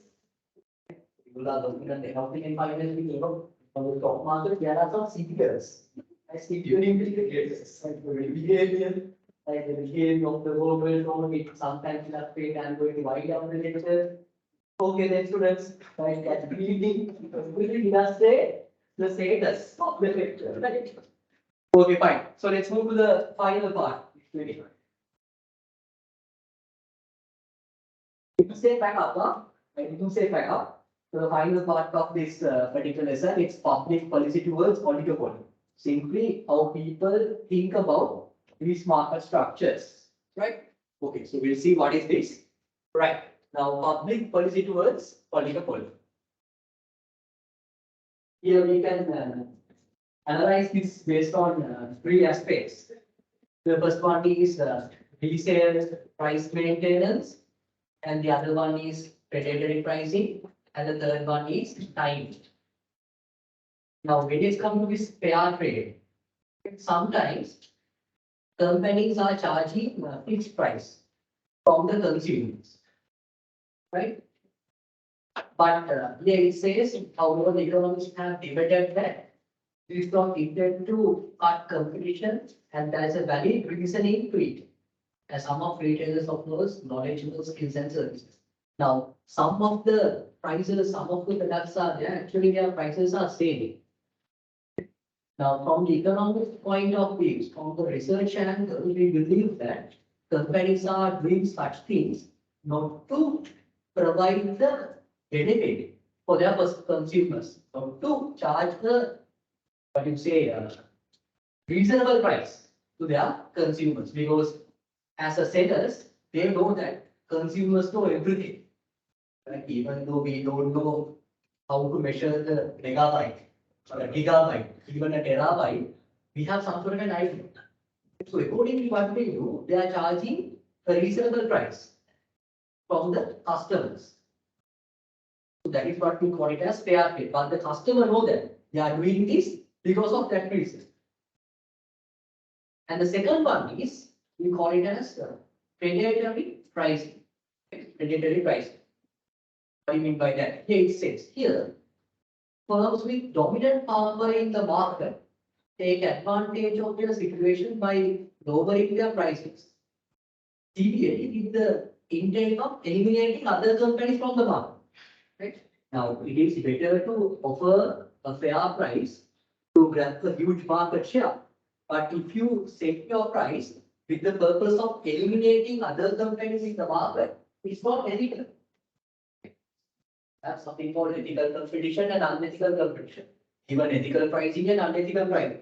Some of the companies are there, they are charging their prices which is lower than their cost of production.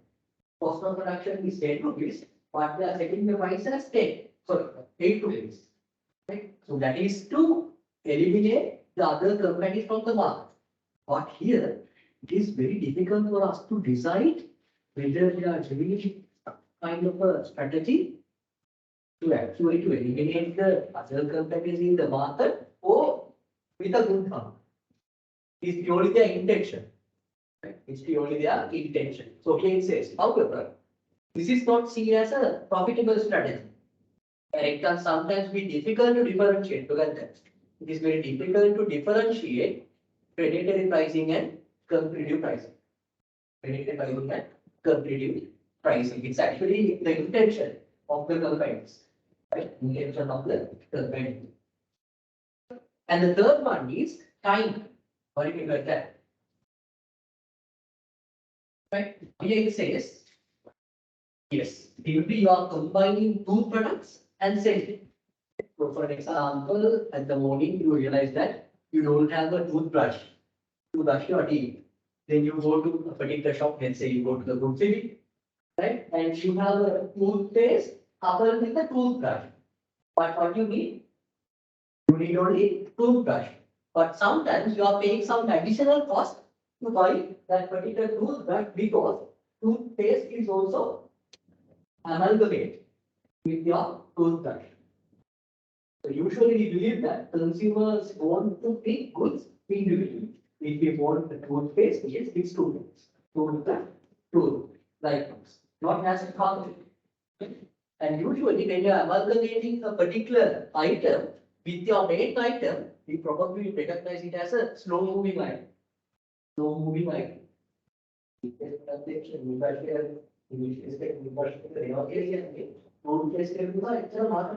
moving item. Stock cereals toothbrush because toothpaste can actually those are the issues.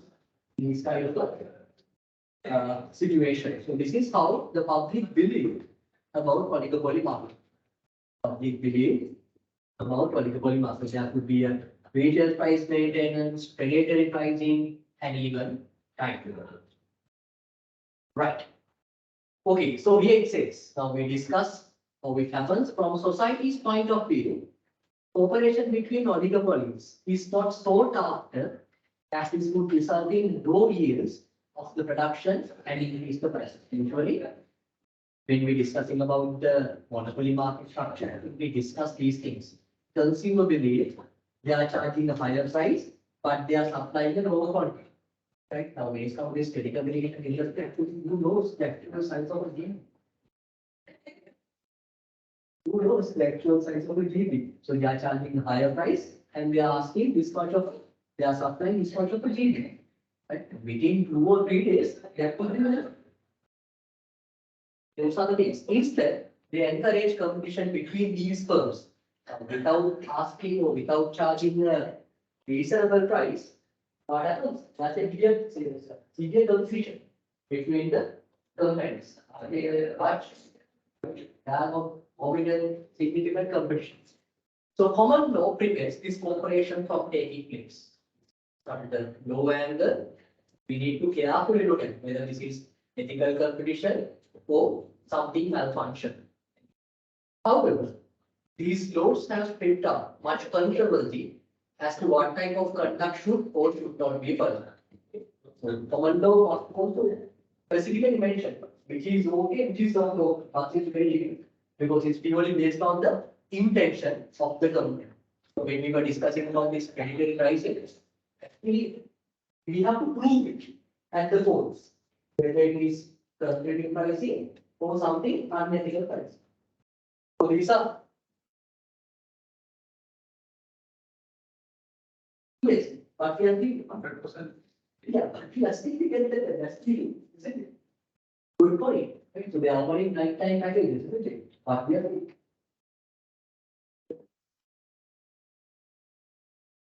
then the office hours must be also changed from 9 to 12, from 12 and 12 8. That would be much better, isn't it?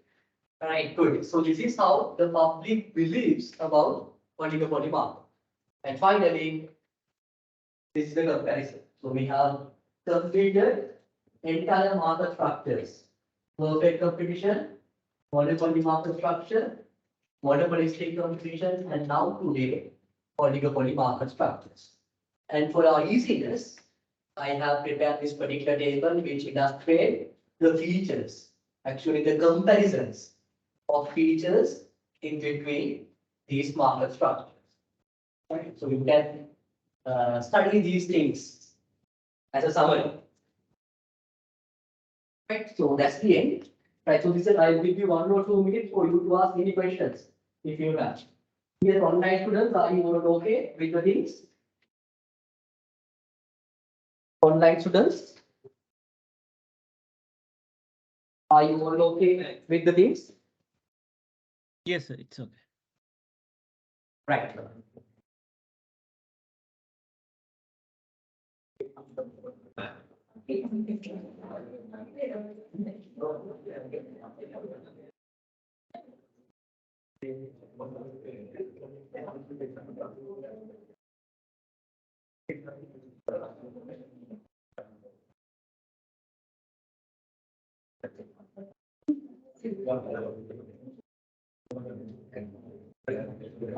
Number of student count is 24, isn't it? Student count is 24. Total student count is 24. Mistake.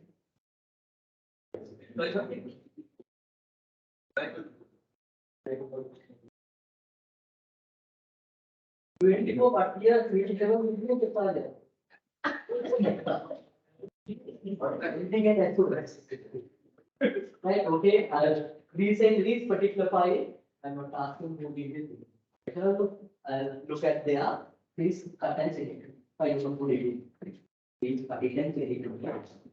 Additional signatures, please erase.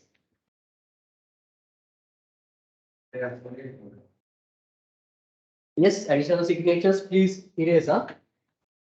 I'm not going to ask, and even I'm not going to look into. Personal issue. Right, yes, online students, if there are any doubts for you to ask before we wind up the session? Any doubts?